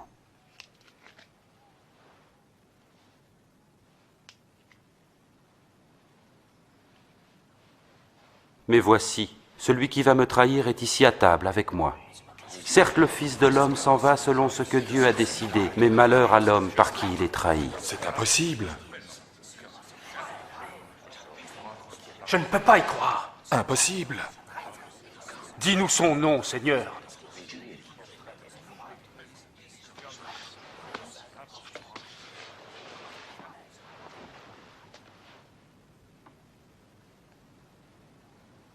Le plus grand parmi vous doit être comme le plus petit. Et celui qui commande comme celui qui sert. Car qui est le plus grand? Celui qui est à table ou celui qui sert? Celui qui est à table, n'est-ce pas? Or, je suis au milieu de vous comme un serviteur. Vous avez persévéré avec moi dans mes épreuves. C'est pourquoi je vous confie le royaume, comme mon Père me l'a confié. Vous mangerez et vous boirez à ma table dans mon royaume. Et vous siégerez sur des trônes pour gouverner les 12 tribus d'Israël. Il n'y a donc pas de traître. Simon, Simon, écoute. Satan vous réclame pour vous éprouver tous, pour séparer le bon du mauvais, tel le fermier qui sépare le grain de la paille. Mais j'ai prié, Simon, pour que ta foi ne défaille pas. Et quand tu seras revenu à moi, affermis tes frères. Maître, avec toi je suis prêt à aller en prison, et même à la mort. Je te le dis, Pierre. Le coq ne chantera pas aujourd'hui que tu n'aies par 3 fois nié me connaître.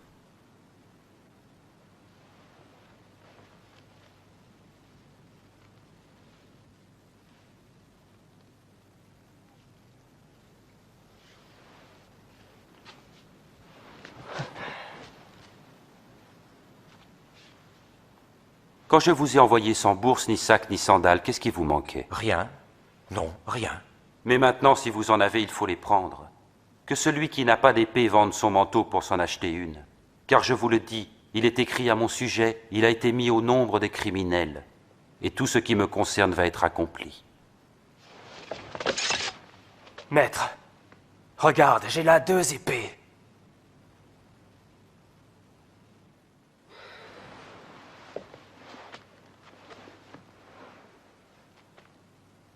Ça suffit. Et le conseil des anciens se réunit pour voir comment il pourrait faire mourir Jésus. C'est alors que Satan entra en Judas Iscariote, l'un des 12 disciples de Jésus. Il alla les trouver pour mettre sur pied un piège. Jésus quitta Jérusalem et se rendit au mont des Oliviers pour prier.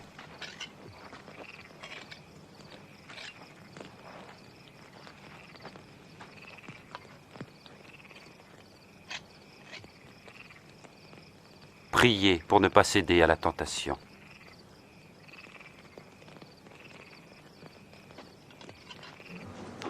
Judas Iscariote trahit Jésus pour 30 pièces d'argent. Jésus savait que l'heure de sa mort, de son sacrifice pour les péchés des hommes, approchait rapidement. Et il priait.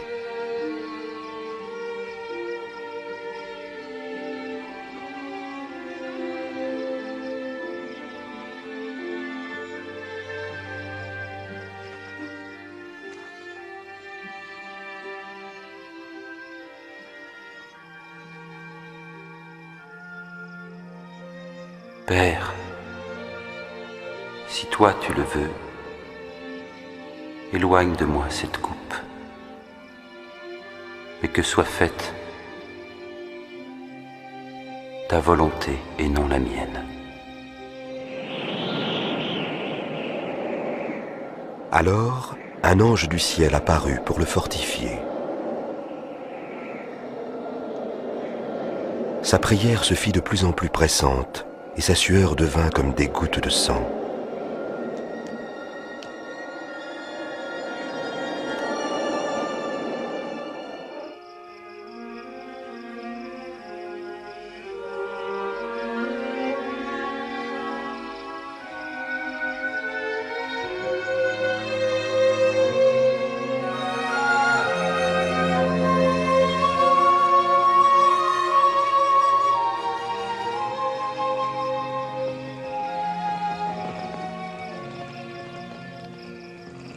Pourquoi dormez-vous? Levez-vous et priez pour ne pas céder à la tentation.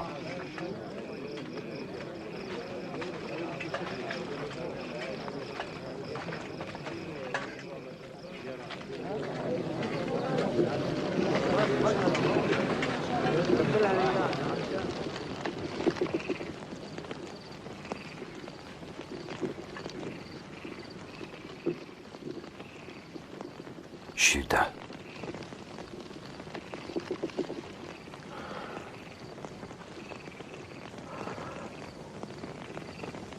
C'est par un baiser que tu trahis le Fils de l'homme. Maître, nous avons nos épées.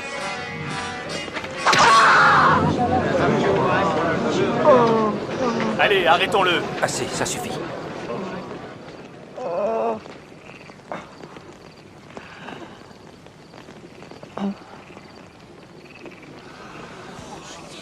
C'est un miracle.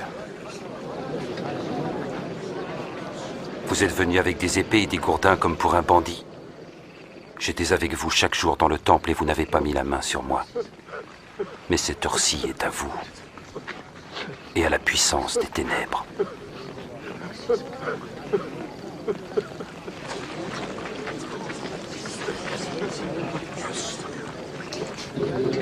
Arrêtez-le.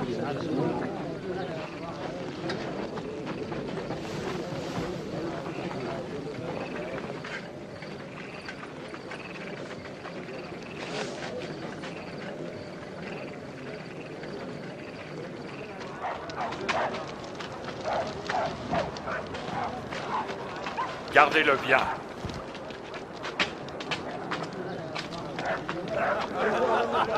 Les soldats l'emmenèrent dans la cour, le brutalisèrent et se moquèrent de lui. Et voilà le manteau du roi. Dis-nous ce qui va se passer. Est-ce que tu vas nous sauver, Majesté? Est-ce que tu vas nous sauver? J'ai vu cet homme-là avec Jésus. Femme, je ne le connais pas. Je les ai vus ensemble.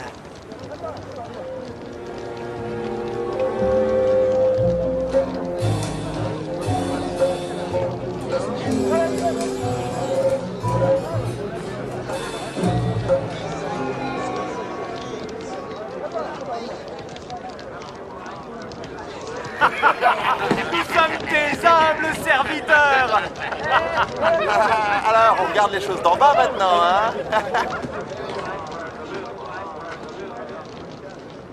Tu étais avec lui, toi? Non, pas du tout.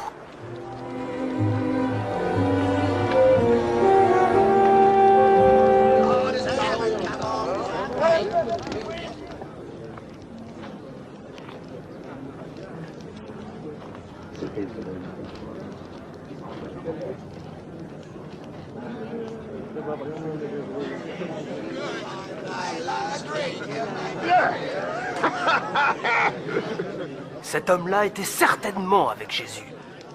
Parce que lui aussi est galiléen. Oh, va-t'en! Je ne sais pas du tout de quoi tu parles.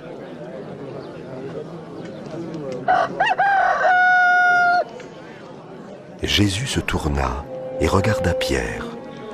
Alors Pierre se souvint de ce que le Seigneur lui avait dit. Le coq ne chantera pas aujourd'hui que tu n'aies par 3 fois nié me connaître.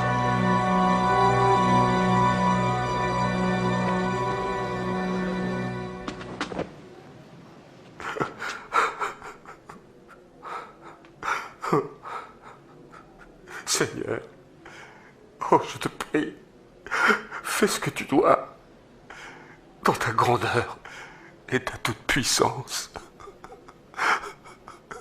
Toi, qui pardonnas à nos pères quand ils se révoltèrent contre ta parole.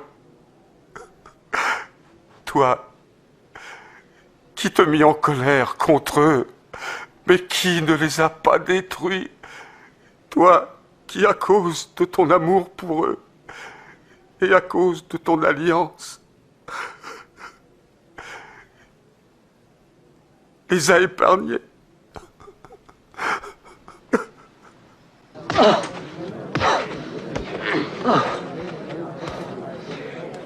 Dis-nous qui te frappe. Prophétise donc.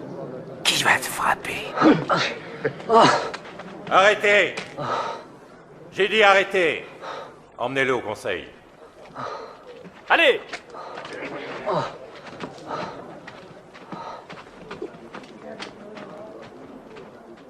Le conseil religieux se réunit pour interroger Jésus.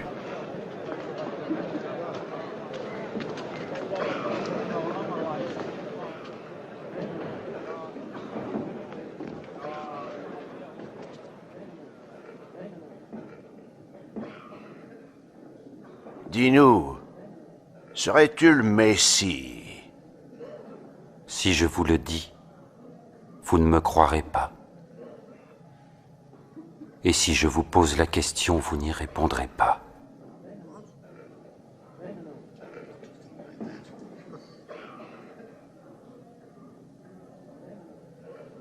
Mais dès maintenant, le Fils de l'homme sera assis à la droite du Dieu très-puissant. Tu es donc le Fils de Dieu. Oui, tu le dis. Blasphème! De quel droit parle-t-il ainsi? Coupable. Nous avons tous entendu ces paroles.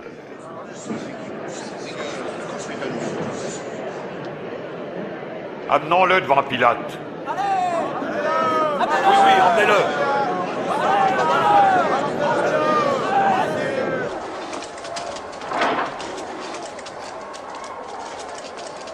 Allez.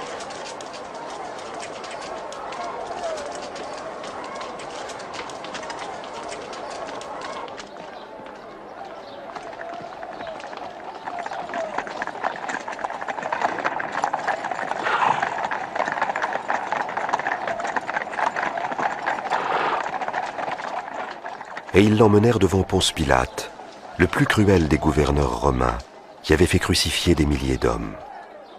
Et que cherchez-vous ici, d'aussi bonne heure le matin? Cet homme jette le trouble parmi notre peuple. Il a causé une émeute au marché du temple. Quelle sera sa punition? Condamne-le! Je n'ai aucune raison de condamner cet homme. Aucune raison. Il est coupable. Il conseille de ne pas payer d'impôts à l'empereur. Et il prétend être le Messie, un roi. Un roi? Serais-tu le roi des Juifs? Tu le dis. Il a commencé en Galilée et il est venu jusqu'ici. En Galilée? Est-ce que cet homme est un Galiléen? Dans ce cas, il faut que Hérode s'en occupe. Il est encore à Jérusalem, n'est-ce pas? Emmenez-le, Hérode.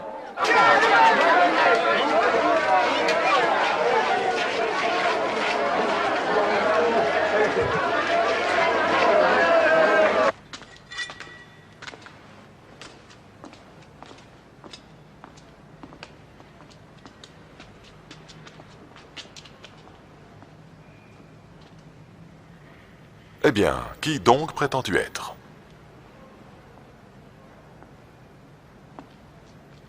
Qui sont ceux que tu appelles tes disciples?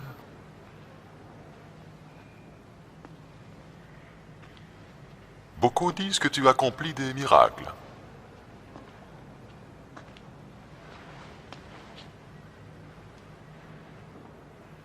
Fais-en un pour moi.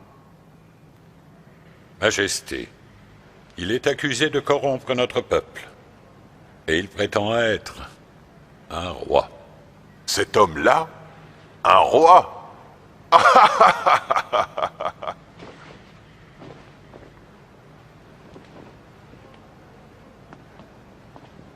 Votre Majesté... Frappez-le, fort!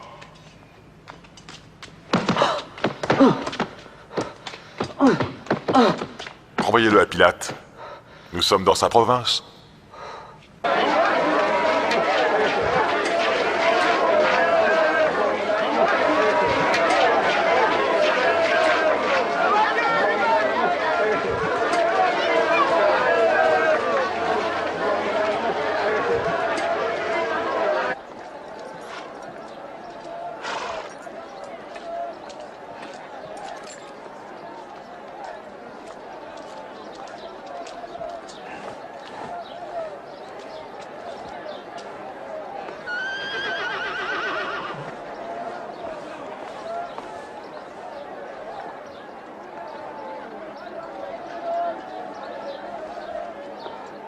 Cet homme n'a rien fait qui mérite la sentence de mort.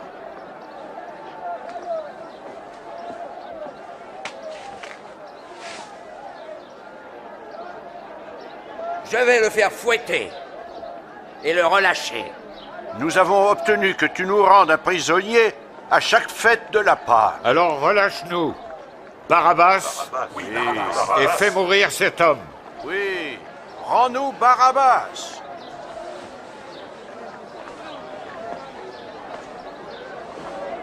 Crucifie-le!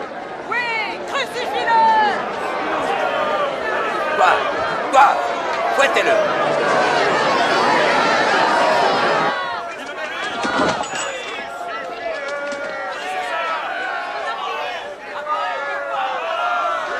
Qu'est-ce que tu attends, Pilate?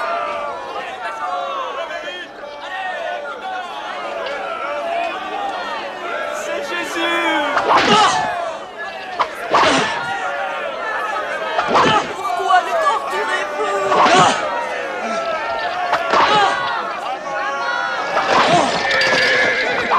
Libérez-le, c'est le Messie!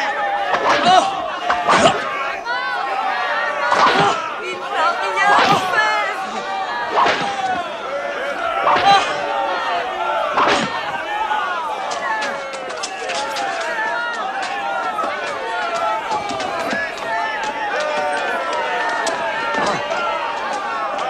Relevez-le.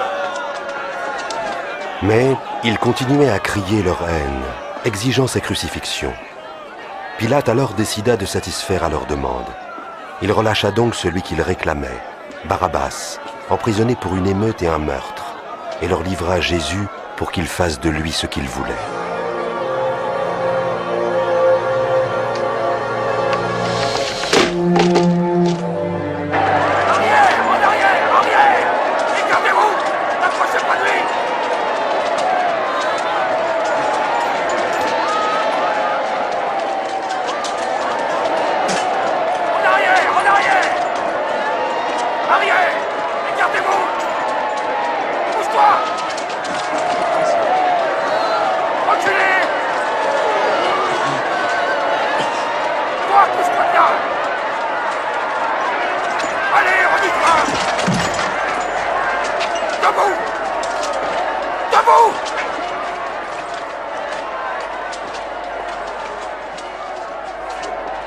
Toi! Quel est ton nom? Je m'appelle Simon de Cyrène. Viens par ici. Coupez les cordes!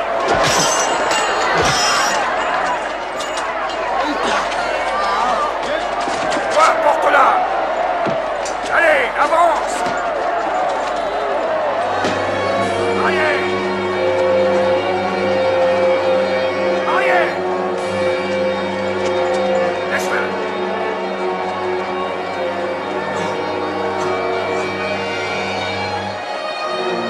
Allez! Dégagez le passage!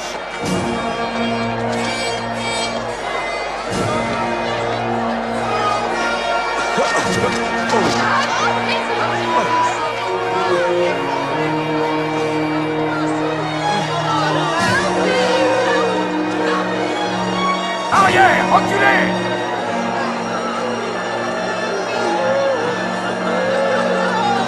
Reculez!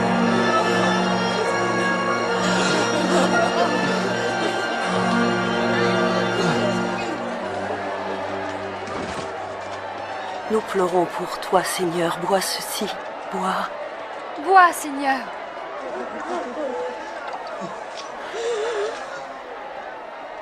Femme de Jérusalem, ne pleurez pas pour moi, mais plutôt pour vous-même et pour vos enfants. Car je vous le dis, si l'on traite ainsi le bois vert, que fera-t-on du bois mort? Que Dieu te vienne en aide. Nous prierons pour toi.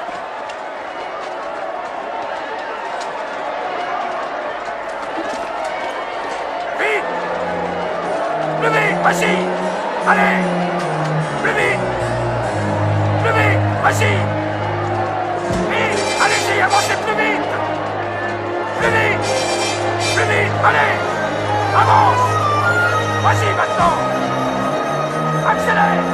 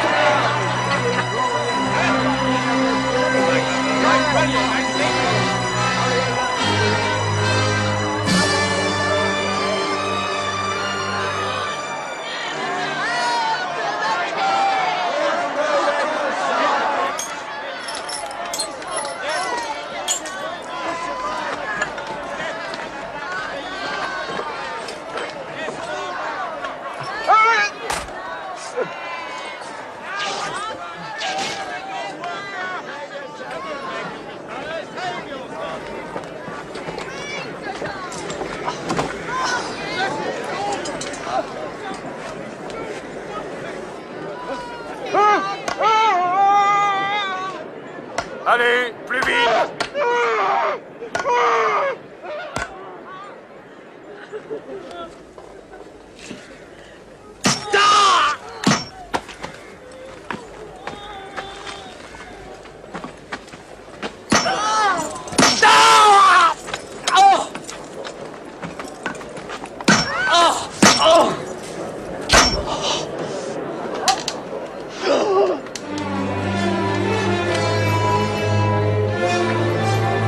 Hissez la croix!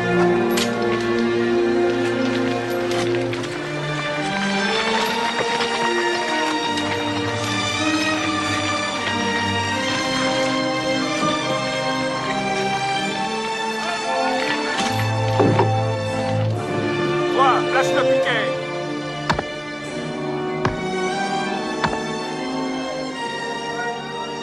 Enlevez les cordes!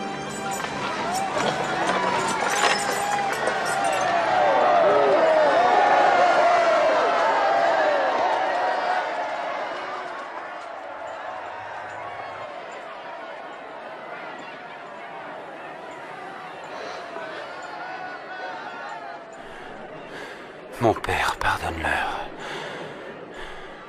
car ils ne savent pas ce qu'ils font.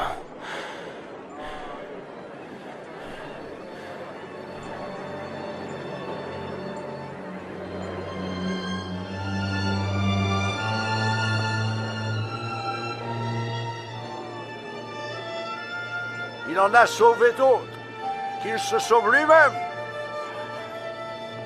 Oui, si tu es le Messie, sauve-toi toi-même et descends de la croix. Montre-nous un de tes miracles.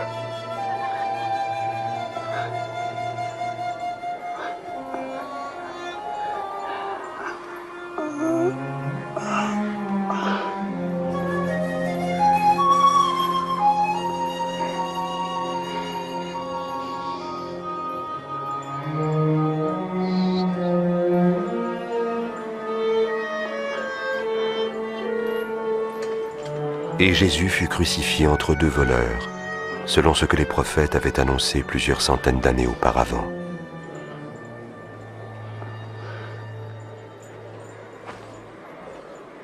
Eh soldats, voici la tunique d'un mystique. La voici. Ne la déchire pas. Et attends donc. On va la jouer. D'accord. Voilà, d'accord. J'ai perdu. Vas-y, à toi. Ah, j'ai perdu aussi. Ah, tu as gagné. Tu as de la chance. Qu'est-ce que tu vas en faire?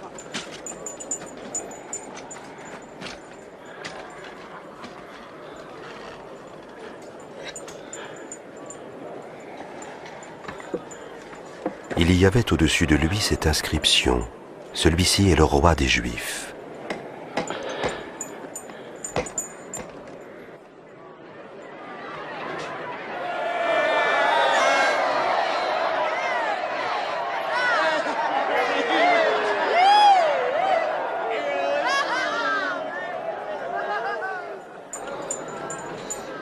Sauve-toi toi-même si tu es le roi des Juifs.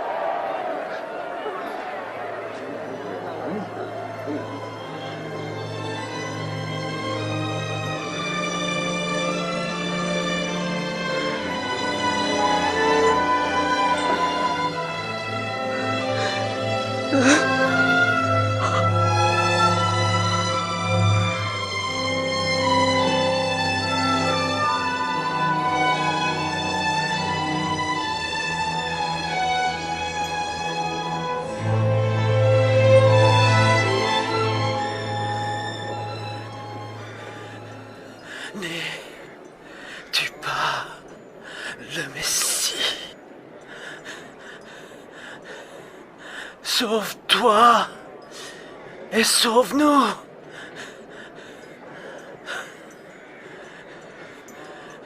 Ne crains-tu pas Dieu? Il reçoit la même sentence que toi. Or, lui n'a rien fait de mal.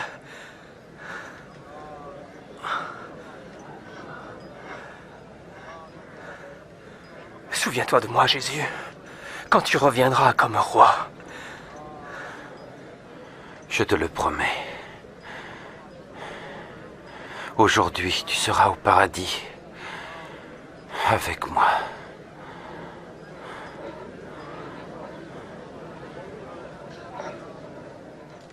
Il était environ midi, et l'obscurité se fit sur tout le pays jusqu'à 3 heures.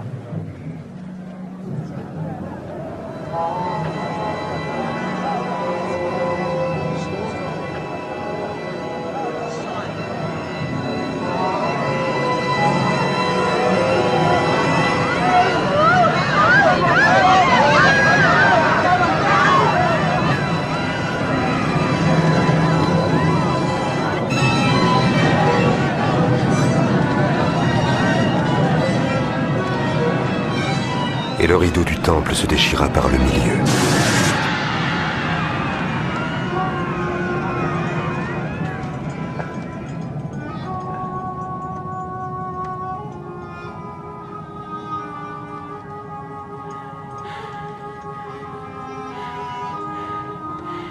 Père,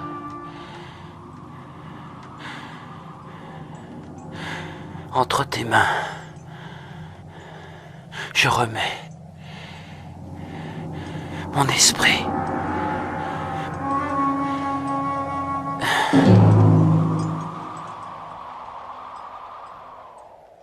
En voyant ce qui s'était passé, l'officier romain rendit gloire à Dieu en disant : Louange à Dieu, car certainement cet homme était juste.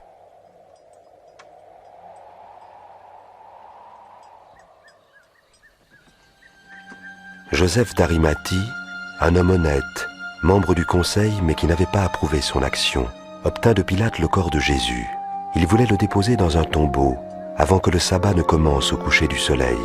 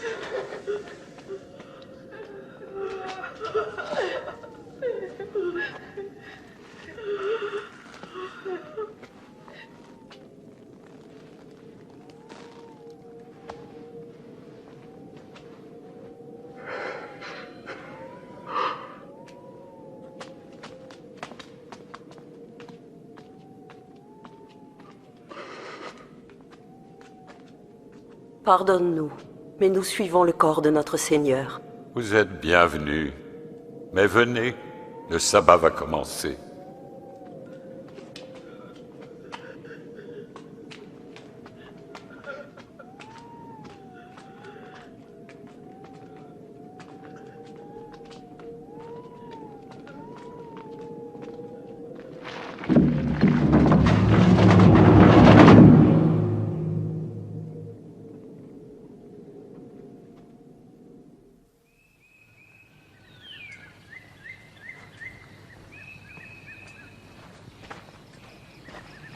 Très tôt, le dimanche matin, elles se rendirent au tombeau, apportant les huiles parfumées qu'elles avaient préparées. Elles trouvèrent la pierre roulée devant le tombeau, et quand elles entrèrent, elles s'aperçurent que le corps du Seigneur avait disparu.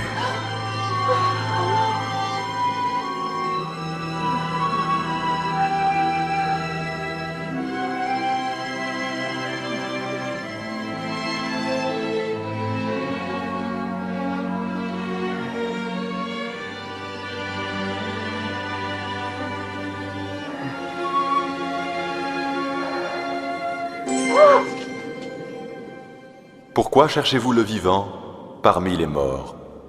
Il n'est plus ici, il est ressuscité. Rappelez-vous ce qu'il vous disait en Galilée. Il faut que le Fils de l'homme soit livré aux mains des pécheurs, qu'il soit crucifié et qu'il ressuscite le troisième jour.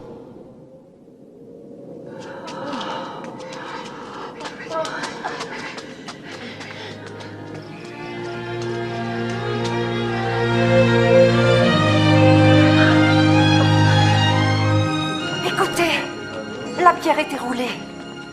Nous sommes entrés. Il n'y avait plus rien, plus de corps. Plus de corps? Comment est-ce possible? Et deux hommes nous sont apparus, des anges tout brillants, comme le soleil. Et ils ont dit : pourquoi cherchez-vous le vivant parmi les morts? C'est vrai. Oui, c'est vrai. Oui, croyez-nous. Allez voir vous-même. Le tombeau est vide. Notre Seigneur n'est plus là. C'est vrai, Pierre. Il faut nous croire.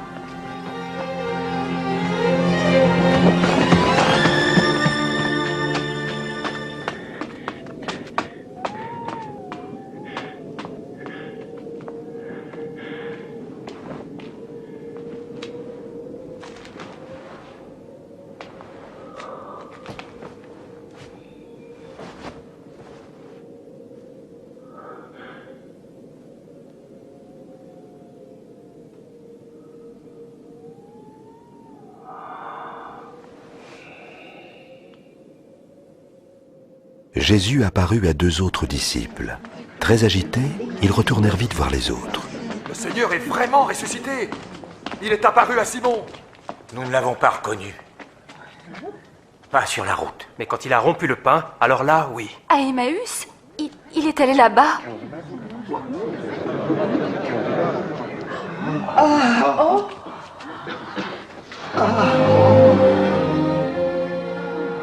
La paix soit avec vous.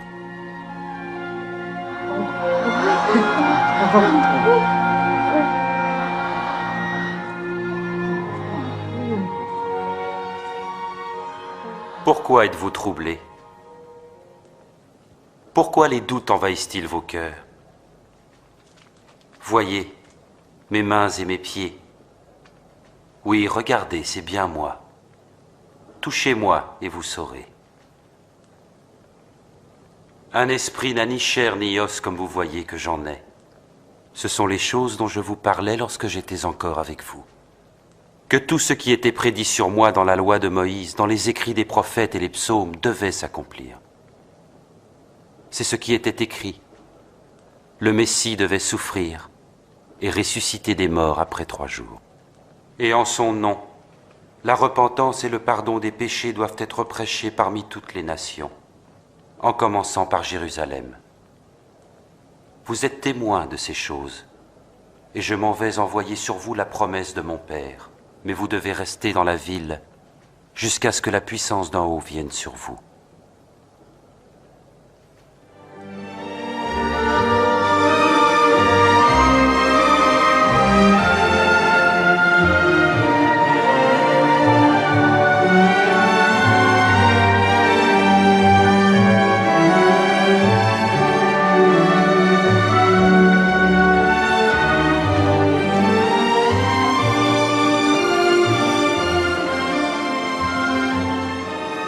Que Dieu vous bénisse et vous garde. J'ai reçu les pleins pouvoirs dans le ciel et sur la terre. Allez donc dans le monde entier, faites des disciples parmi tous les peuples, baptisez-les au nom du Père, du Fils et du Saint-Esprit. Apprenez-leur à obéir à tout ce que je vous ai prescrit. Et je suis moi-même avec vous chaque jour jusqu'à la fin du monde. Amen.